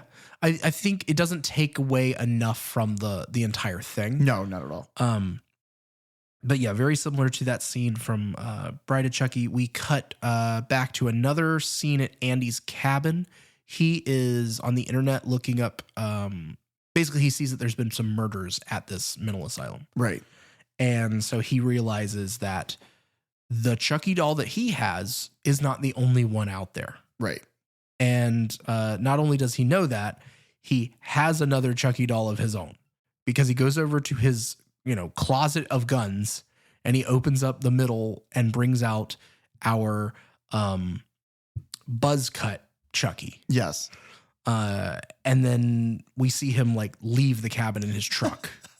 Do you think that the fucking buzz cut Chucky is the one from the military academy where the sex pervert cuts his hair? Yeah. Yeah. Uncle Frank. I think that's, yes. Yeah. I think that's definitely what the reference there is. Probably. If whatever that character's name is got to do what he wanted to do. Sex pervert McBarber. Yeah, that was, I remember that in the credits. Our next scene is where we probably need our first bout of maybe a trigger warning of some kind, because this is where we get into hypnosis with Dr. Foley. Yeah. Yeah. So this is, I think, a needed trigger warning for sexual assault, as well as like, possibly like, I would say it's close enough to like being drugged. Yeah. That would also fall into that category. I would just do yourself a favor and skip ahead, like, I'd say like 5 minutes. Yeah. But yeah, so it is revealed in this scene. Dr. Foley is like, listen, let's do what we used to do. Let's do hypnotherapy to kind of pull you're panicked. You're panicking. You're not being rational. Let's pull you back into reality with some hypnotherapy. And it's like flashing lights on like a laptop screen. Yeah. He sedates her with something and yeah. And she becomes like kind of receptive to these lights that then put her into an obvious sort of like trance state.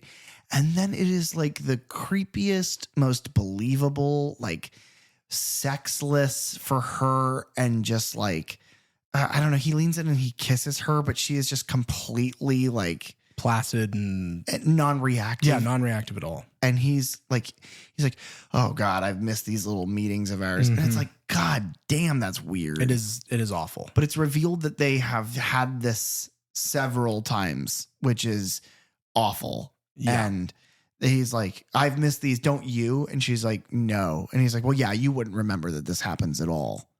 And it's like, ugh. And he tries to convince her of like, he tells her, actually, there are cameras. There's hidden cameras all over the place. And we have video of you committing these murders. So we know that it's you. And we also have, we know that you deleted all the footage. Right. And, in her in this state, this mental state that he's got her in. You know, she's kind of believing that. But at the same time, she's still aware enough to know that Chucky is in the room with them because she almost in a way tries to warn him. Yeah. She kind of laughs. She's just like, Chucky's right behind you. And this is the moment really where Chucky becomes the hero of our tale. Yes, honestly, for a brief moment here. But yes, Chucky attacks Dr. Foley. Smashes a bottle of alcohol over his head, knocking him out. And then Chucky tries to kind of egg Nika on, right? Of like, you should be the one to do this. And he picks up a huge shard of the glass and he tries to give it to her, just like, right. You've got to kill this guy. Like you deserve this one. Yeah. Yeah. And then we fade to black, and which then is we a get weird editing choice. Yes. In a movie of this length, it is weird to fade out. That's just it. That seems the weird only to me. thing. I think it's to kind of represent that she's still like in a foggy mental state. Sure. I think it's the way it fades and like the way it dissolves out and the quickness of it. It looks very much like commercial break. Yeah. It was just weird. Yeah. But then we cut back to her crawling down the hallway, and she basically crawls up to the feet of Alice, her niece, played by the same actress. Yeah. She only has like a line of dialogue. I think so. And then she hears Chucky walking up the hallway behind her, and you see his shadow grow large on the wall. Right. And then in probably the strangest, if not worst, image in the entire film, you have like a shot of Nika laying on the ground, and Chucky is then like, he's still a doll, right? But he is adult, like he is as tall as an adult man, right? And he is horribly like CG'd standing over her, screaming. Yes. And the coolest thing, the only thing that I'll give it, is that Charles Lee Ray is in the reflection on the knife. Yes. Which is cool. So it's like his screaming face along with Chucky's screaming face. But this is a, dream sequence. Nika wakes up and she is now like on a table and it is snowing. It's very dreamlike. And the only thing I'll say is that it makes me think of, and I brought it up in our last discussion, of at the end of Curse of Chucky, when she stabs him in the back and pulls the knife out and the fluffing like comes out and it snows down on her. It's very similar to that. And I again, don't know what it means. Yeah. What they're going for. And then you get a couple flashes of Chucky's face where half of it's cut off from Child's Play 3. It's specifically that Chucky that flashes for a second. Weird.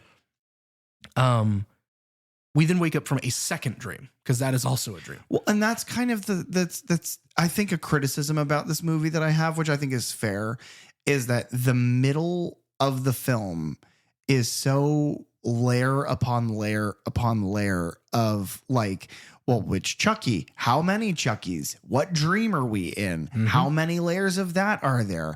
Is the doctor a part of this? Oh, he's a rapist. How long has he been doing this? What happened to him just then?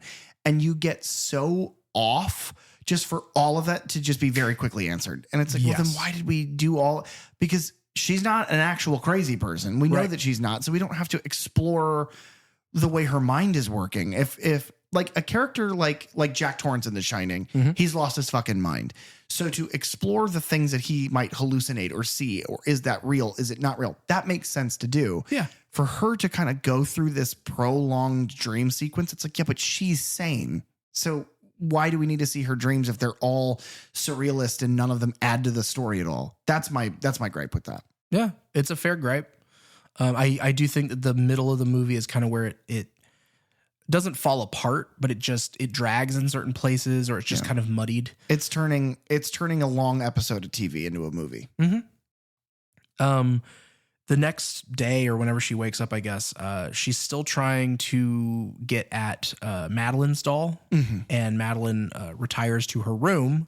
Yes. To breastfeed Chucky. Right. And if you've been wondering the entire episode what the clip meant when Chucky said you got to suck titty today. Yeah. I'm not going to say exactly why, but you may have just had that question answered. We also are revealed that Dr. Foley is alive. Yes. So she did not, nor did Chucky, murder him. No, and he like tries to work out like an understanding, like, well, you smashed a fucking bottle and I tried to like molest you, so let's just call it even. And I was like, what? No. Yeah. Even if I did try to hit you, you were assaulting me. Like, shut up. And he uses that word specifically of like, well, you assaulted me. Right.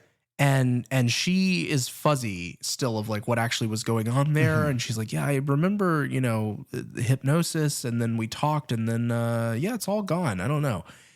And so he's just trying to cover his ass. Yeah.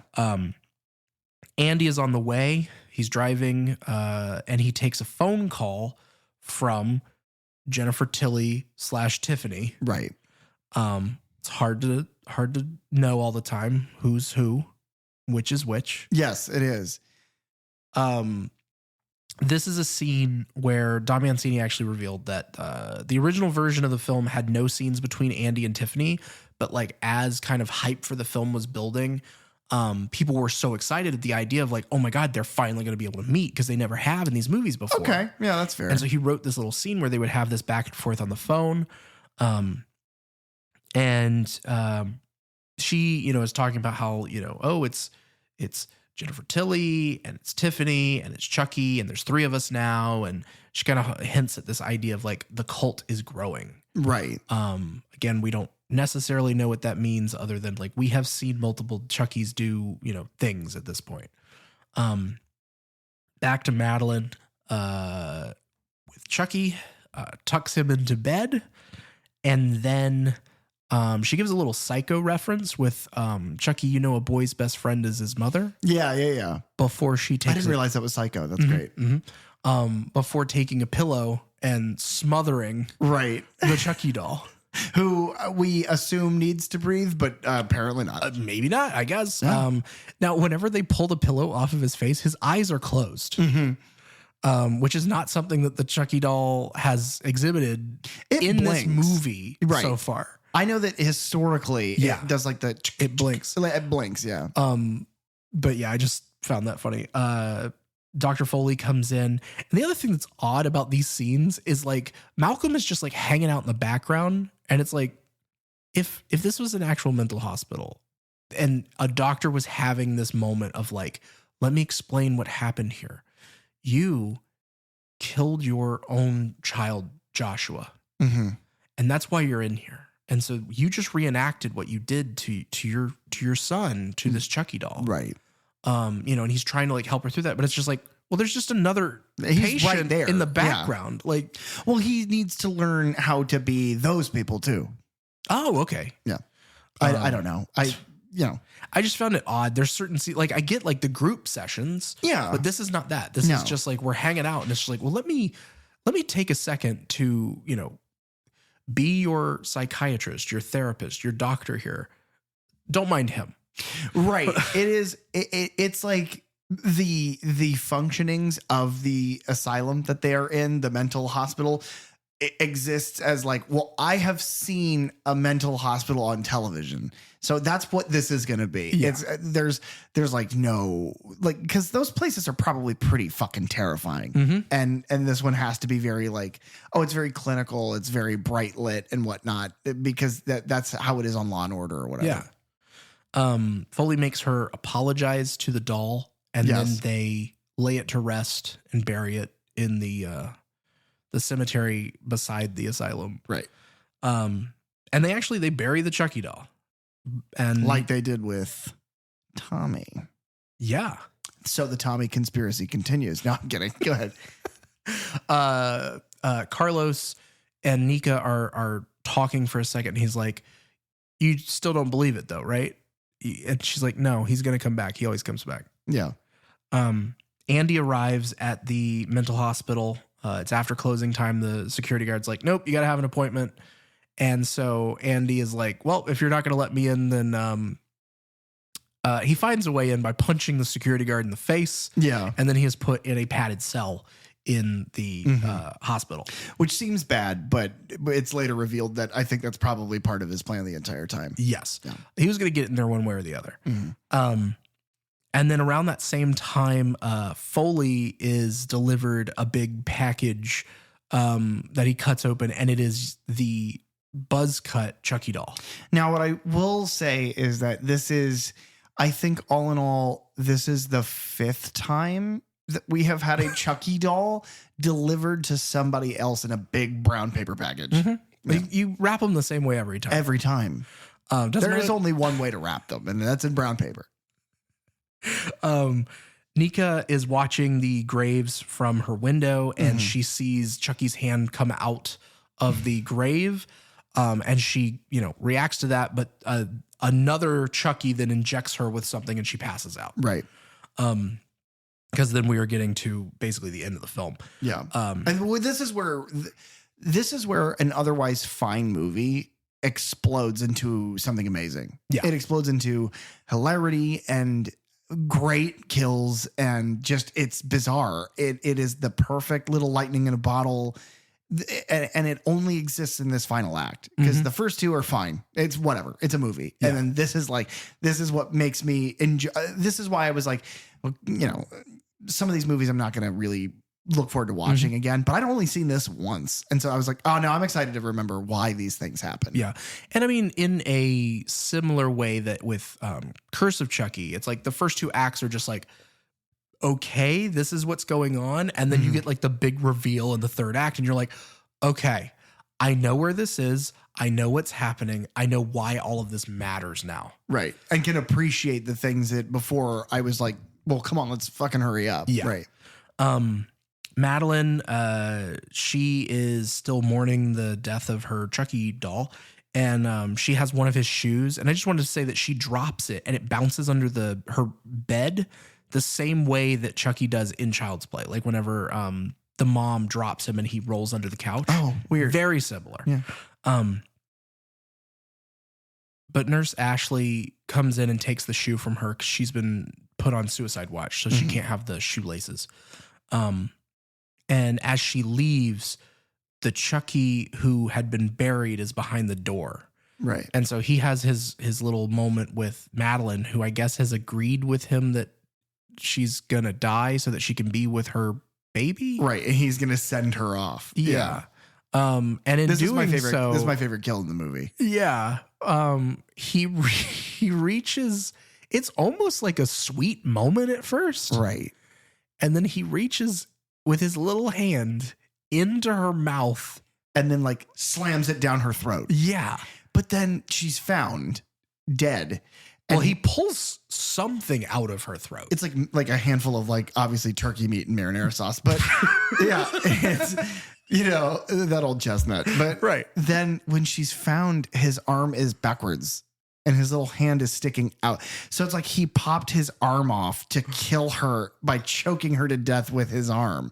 It's so funny. It's so weird. And it's bizarre. And it's Nurse Ashley is the one to find that. And you see like the Chucky doll now is leaned up against the wall, sans one arm. Nurse Carlos then takes that one arm doll, throws him in the trash. And now we are basically to our which would not happen. That is evidence, but fine. Right. Yeah. No, they're covering this all up. Oh shit. We're back in Foley's office and Nika is there in her wheelchair in a straitjacket. Yes. And so Foley's like, well, how did you get in here? Like, well, how do you think? Chucky pushed me in here. Right. And this is where it's, I guess, revealed that it's like, yeah, Foley has nothing to do with Chucky. Yeah. He is oblivious to this. It's all just been happenstance. I love when he finally sees it, when he finally sees them, because at this point, Buzzcut Chucky has, they pull him out and they quote wake him up. Yeah. Well, this is where we have another, basically, not a hypnosis moment, but this is where he pulls out these this pair of red heels. Yeah. And he tells Nika that he's, it sucks that she's going to have to be sent back to the other maximum security place because he can't give her the personal attention that she needs. Right. And then he puts these red heels on her. And he's like, why do I always fall for the crazy ones? Yeah. So then which then opens the thought process of just like, oh my God, how many women has he done this to? Right. Also, and I know this isn't important. I know this isn't the point, but you work in a mental hospital. If you're falling in love with anyone, they're the crazy ones. So that's why, you dumb piece of shit. Yeah. Unless you fall in love with Nurse Ashley. Or Nurse Carlos. But she... Oh my God, Dr. Foley has a mess. Oh my God. Oh my God. We figured it out. But then Chucky smashes another bottle. Yes. Over Foley's head. It is weird because it's like the same scene. Mm-hmm. And it's, I don't know. I remember us talking about that the first watch we did of this a couple years ago, where it was just like, why did we do this exact thing again? Because it's like if you accidentally skip backwards. Yeah. It's like, wait, what? Like, how is it because it's, she is there. He's taking advantage of her. He sexually assaults her. Chucky smashes something onto his head. He passes out. Chucky talks to Nika. Yeah. And he's like, no, seriously, like you should do something about this. This guy's a creep. Right. And that's whenever the one-armed Chucky comes in. He's got this giant drill. Yeah. And he does the Damballa chant to wake up the buzzcut Chucky. Right. So now there are 3 Chuckies all hanging out. Yeah. They're best friends. It is the funniest fucking shit in the world. They're back and forth, their little conversations. They're so cute. Just seeing the way that they're just spending time together is just like, it's all of them laughing at the same time. It's so good. And the puppets are great. And what I've noticed in this scene specifically is that there is some puppeteering in this that is not animatronic based. It's like arm rods, like Muppety. Yeah. And it looks great. It looks so funny. And it's just, it's so endearing. But yeah, no. So the three Chuckies, Dr. Foley wakes up. Yeah. I'm trying to think because the line that you'd referenced earlier is somewhere in this scene, and it's the one-armed Chucky uses a word, and then our Chucky that's been buried with the frizzy hair says like, "Oh, you said that word. You sound like Hannibal Lecter." Yes. And it's funny because he was like, he mentions the show. Yeah. He's like, I can't believe they canceled that show. I know. And it's like, oh, fuck you. It's just that's so funny. Beautiful little nod. But our regular Chucky uses the glass to stab. One-armed Chucky uses, oh no, I think it's the scalpel. Yeah. So Nurse Carlos comes in. And that's who they actually kill here. But yes, it's Buzzcut has the scalpel. So let me get to this actually really quickly. On the commentary, Mancini talks about that they had given the 3 Chuckies different names because they all had differences, obviously, and just to keep them separate. During production, they were nicknamed Buzzcut, Ragamuffin, Edwardian, and Evil Dead. Now, I don't exactly know. Buzzcut is obvious. Yeah. Evil Dead, I would say, is obvious. He's the one who's been buried. Okay, sure. So that would actually be one-armed, right? Is my assumption, yeah. Because, he was buried. He woke back up. He killed. Yeah. Okay, yeah. So that's Evil Dead. But then Edwardian and Ragamuffin. Ragamuffin might be the head. Okay. And then I don't know. I don't know what the reference. I guess Edwardian is just the regular one. Yeah. But he has the smash bottle. Yes. And so he slices Carlos's guts open. And then the one-armed one has the drill. And he's just drilling into his chest. Well, this is basically this is the equivalent of, having a spider in your hair and you're arachnophobic. Yeah. She sees 3 Chuckies commit a murder to somebody who was nice to her from the jump right in front of her. And it comes crashing back. It's like, oh, fuck. And it's, you go guard the door, make sure nobody comes in. You go kill this bitch. I'm going to take care of her. And it's like, so what does that mean? What does it mean? Well, welcome to the cult. Because that's the first time they say it. or that Chucky says it. We also get the reveal of what happens to Alice. Chucky is like, yeah, I found a new spell on voodooForDummies.com, which like is a fucking great callback. Right. It's super funny. But he mentions that he found the new spell that allows him to duplicate his soul and to place it into multiple objects at once. And he reveals that he did that to Alice and that he was living in her body and that that's the end of the previous movie is hide the soul works. Yeah. And which is fucked up. And he mentions that, you know, committing murder as a little girl is fun because no one sees it coming. But then when they find out, they fight back. And it's revealed that that's how Alice has been killed was in retaliation to, you know, Chucky trying to commit murders in her body. And it's like, oh, that's so much worse. Yeah. That's so much worse.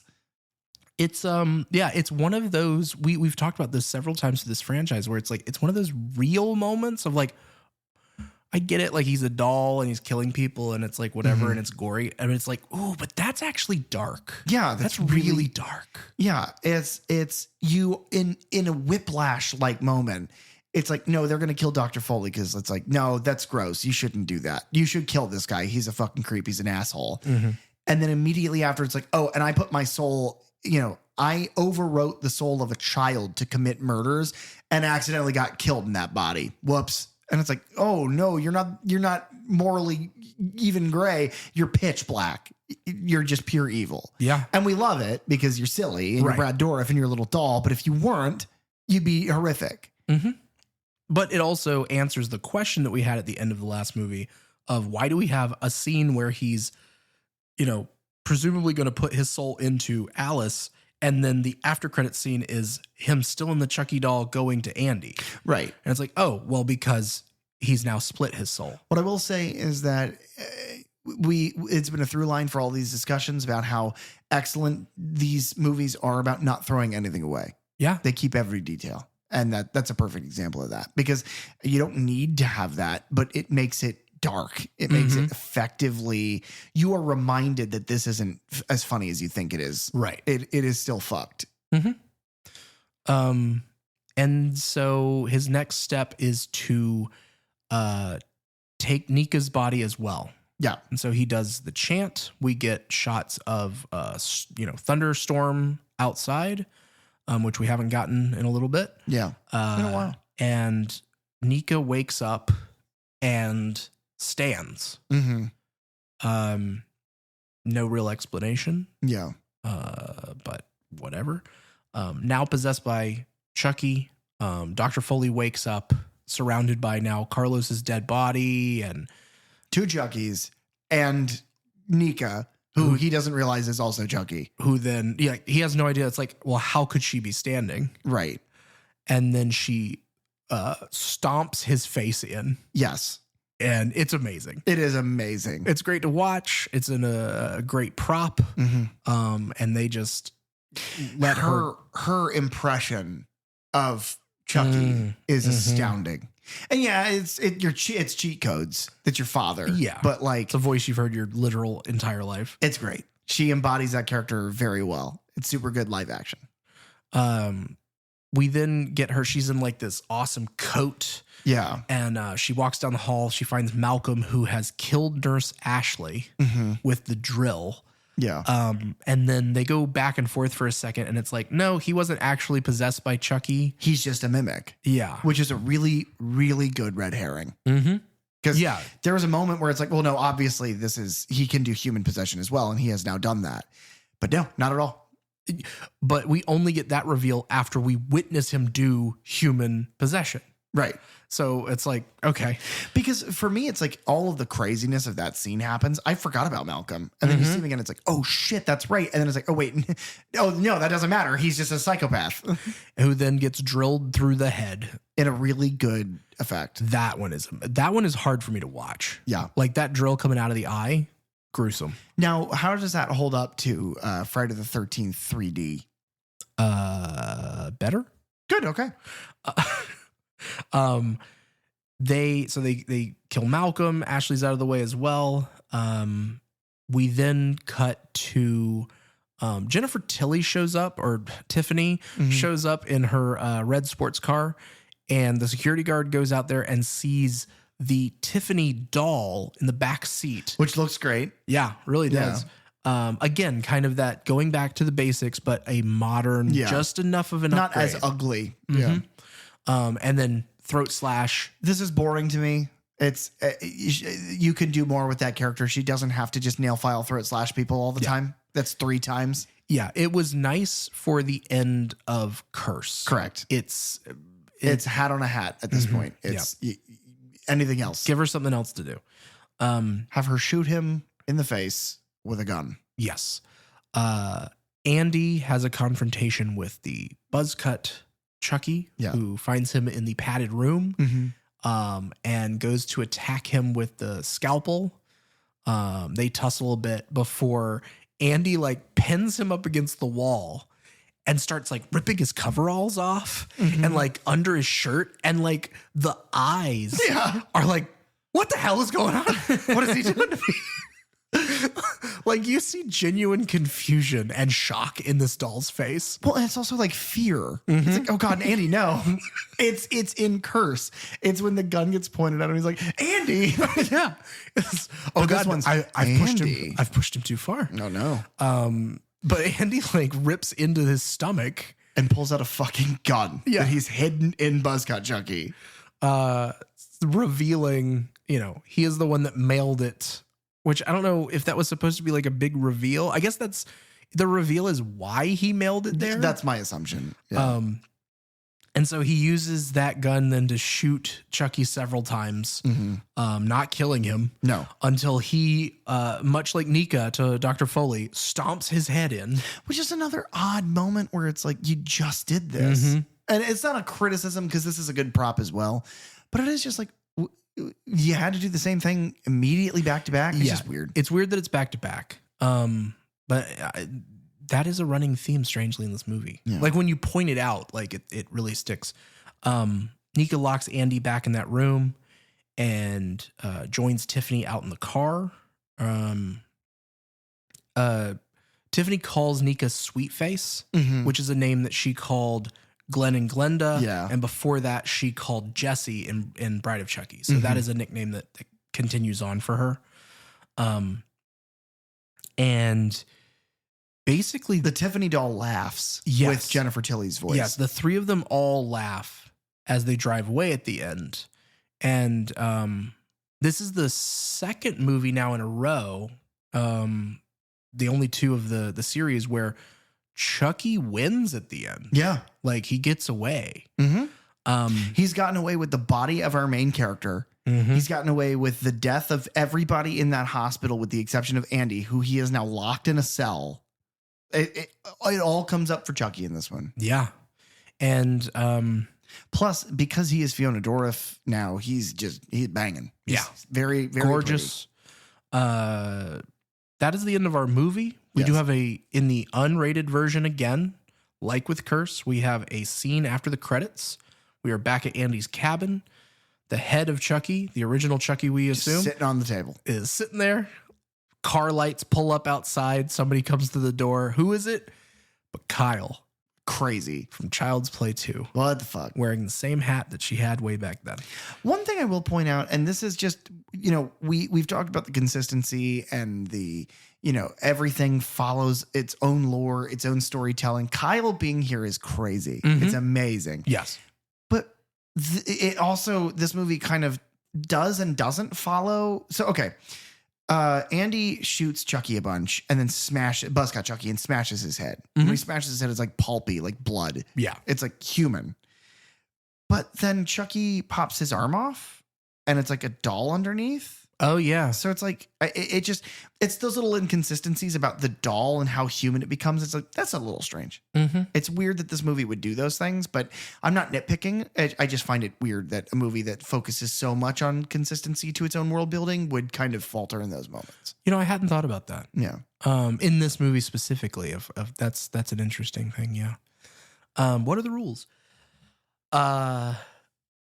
As we've said, the thing that came after this was the Chucky series that was developed for Sci-Fi and USA Networks. And it picks up damn near right after this. Mm-hmm. And it goes to some crazy places. Yeah. Especially in that third season. You have no idea until you get there. I'm just like, okay. It's crazy for even the stuff that we've seen in these movies. I'm sad to hear that it's been canceled. Yeah, so it was canceled. Just before that, there was like Don Mancini was running things on his socials of just like, hey, if we get to a fourth season, I think I'm going to send Chucky to space. Would you like me to send Chucky to space? Yes, is the answer to that. I mean, I don't think that this is the last time we will see Chucky. Definitely I not. think that series was too successful. Yes, it didn't get a fourth season, but the fact that it got 3 seasons in and of itself is great. They got to tell, it does have kind of a complete story there, but it leaves it very open to continue from there on. So this won't be the last time we see Chucky. Definitely not. And just like that, Chucky's dead. Oh, God. Child's Play 3. All the way to Seed of Chucky, all the way to Cult of Chucky. The end of 3 different like generational establishments of the same series. But the whole franchise is now finished. Yes. Because we don't do TV or spinoffs. Yeah. We don't do that shit. That is how I think of this franchise, is a trilogy and then 2 pairs of like films that work in tandem together. I almost view it as a trilogy of like Child's Play, Seed, Bride and Seed, and Curse and Cult. It's like each one of those is its own standalone. Yeah, that's what I mean. Oh, gotcha. I thought Yeah. you meant, okay, yeah, I see what you mean. Yeah. Well, then we agree. Yeah. Okay. This is the first time. I didn't have to say anything then. I find it silly that, and we mentioned this in the beginning, and I'm sure a handful of other times, but this series just seems to receive so much love and adoration, but not for any one entry in particular. Some people love the modern stuff. Some people absolutely hate it. And they only like the original, but some people only like the Bride and Seed element of it. And it's weird. For such a divisive and beloved franchise, it is certainly not the most successful, certainly not the most popular, but yeah, it's but wild. it continues to have legs. Yeah. I mean, little doll legs. And it's branded very well. Even Yes. in this movie, Dr. Foley says where he got the Chucky doll was from a Hot Topic. I was like, yeah, you can buy them at Hot Topic and Spencer's right now. Yeah. I mean, that is, I know I brought that up in probably our Child's Play episode of like the first time I remember seeing a Chucky doll was in a Spencer's Gifts. Yeah. And it was, whatever brand that was at the time, they had those and they had Tiffany's, and that was right around the Bride of Chucky era. Yeah.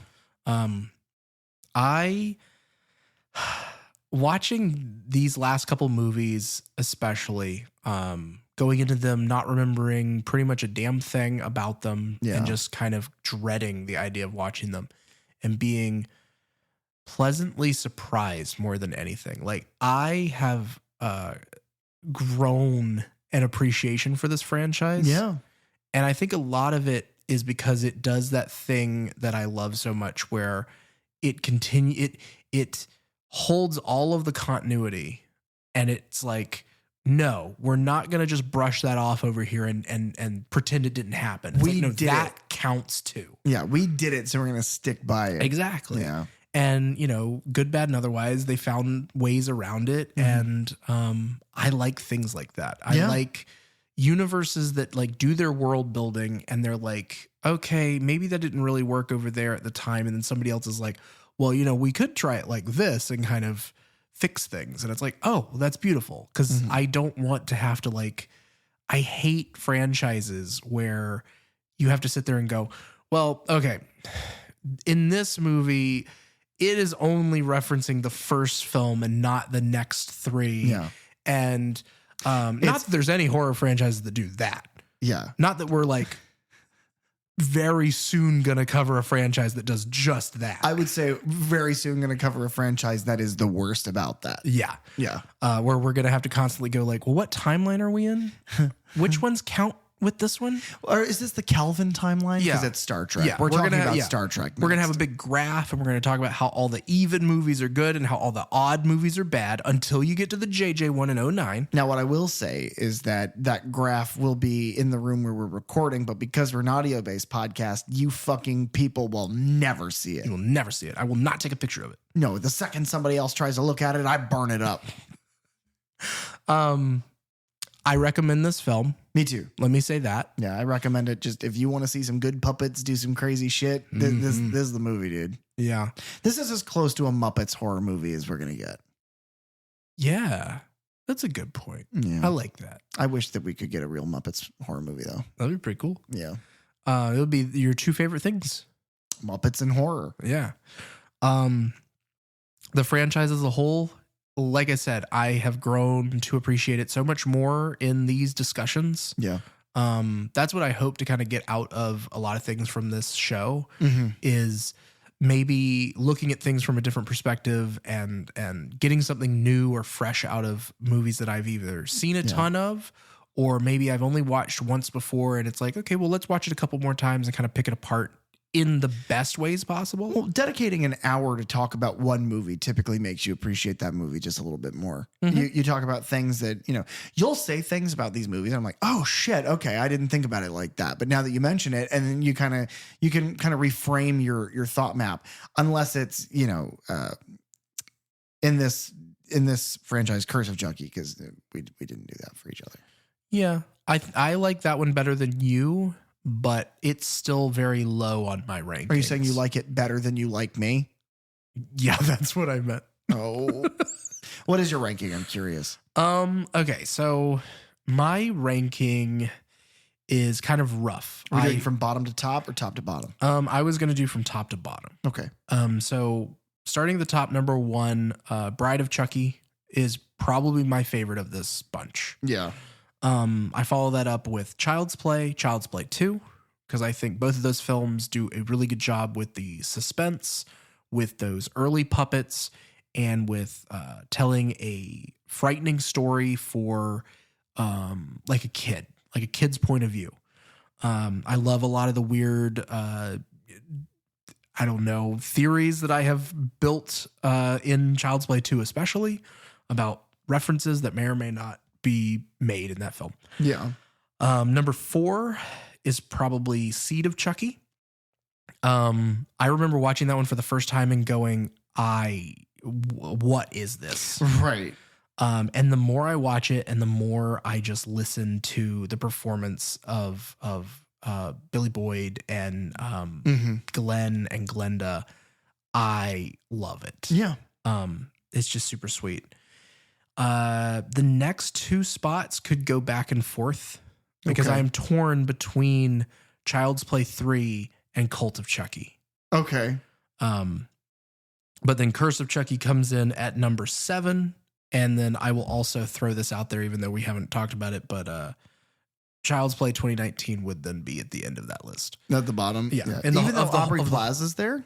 Yes. And I don't hate that movie by any stretch of the imagination. I saw it in theaters. I haven't watched it again. Just comparing it to the rest. Yes. It's just, especially with what we've just done, really pouring over this and It's devoid. It is blank. It Mhm. doesn't, it feels more like a studio than Yes. it does. These feel gritty and rough and tumble, and a man with a vision for a stupid little killer doll makes something amazing. Yeah. That feels like a studio think tank processed a film. yeah, going, well, we have that Child's Play franchise. What if we dust that off? So, what about you? How does that stack up to your rankings? The only one that we have that intersects is Seed at number Oh, okay. 4. But from top to bottom, it is Bride of Chucky is my favorite. Cult of Chucky is my second favorite. Wow. It is ridiculous. I really enjoyed it. Yeah. Then Child's Play 2. Cool. Then Seed of Chucky. Okay. Then Child's Play 1, Mm-hmm. because though great and a classic, kind of boring. Then Child's Play 3, because Child's Play 3 is just a tad bit more boring than Child's Play 1. And then Curse of Chucky. Child's Play 1, I feel like it's strange. Normally, I think it would be on way higher because it is a higher caliber movie, I think. But the twist in the movie is that the doll is alive. Right. And it's like, well, yeah, we fucking know that. Like, there's nothing new that you can provide to me. Yeah. But yeah, I that's my list. And then I have not seen the 2019 movie. I have not seen the last 2 seasons of the TV show. But for the most part, I've seen what this franchise has to offer. Now, here's a good one. If you had to rank Scream, or Evil Dead, and Child's Play, how do they stack up? Oh, man. Because I assume for you, it's Evil Dead, then Scream, then Child's Play. Yeah, that's probably it. So for me, it's Scream, then Evil Dead, then Child's Play. Yeah. I mean, I think Scream is nearly a perfect franchise. Yeah. Like, I think every movie does exactly what it's supposed to do. It's not a perfect franchise. I think Toy Story is an actual perfect franchise. Well, no, it was. And then it wasn't. No, I disagree. I think 4 is amazing. 4 is amazing, but 4 doesn't need to be made. But I think 4 serves the purpose that it needs to. I think we pick up with those toys, with those characters at the time that we should and we need to. Toy Story as a franchise, especially for like us. Yeah. Like we are the same. I am the same age. I'm a little older than you. I am the same age as Andy. Right. So every time we pick up with Andy in the Toy Story franchise, I am his exact age. So the thing that they're dealing with in that movie and like the themes I am dealing with. Sure. Yeah. And so it's, identity and it's. But the 4th one is then for the kids now. Yes. But at the same time, it's also dealing with picking up as an older person because I saw that as an adult then. Gotcha. Much in the same way that I think that Andy in the Child's Play franchise. Right. I'm not the same age as him, but if He's I a little had bit gone older. through, traumatic things whenever I was 6 years old. Yeah. And then 30 years later, I was still having to deal with the head of this doll. Yeah. I'd be going out on dates. I'd be getting drunk. I'd be burning doll heads. It's the only things you can do to keep yourself, from. Thanks for tuning into the Third Channel podcast. Please, if you have the time, rate, review, and subscribe on Apple Podcasts, Spotify, or any of your favorite podcast apps. You can follow us on social media at Third Channel Podcast, and you can find me online at @DRosenberg. You can also reach out to us at thirdchannelpodcast@gmail.com, where we check every message, we swear. Third Channel is hosted by PJ Minette And Derek Rosenberg. Theme song and audio engineering by Fly Guy Ty. the logo designed by Bell DeVelco. Episode artwork by Nathan Walkington. Keep it tuned right here to the Third Channel for all things horror. And remember, don't touch that dial.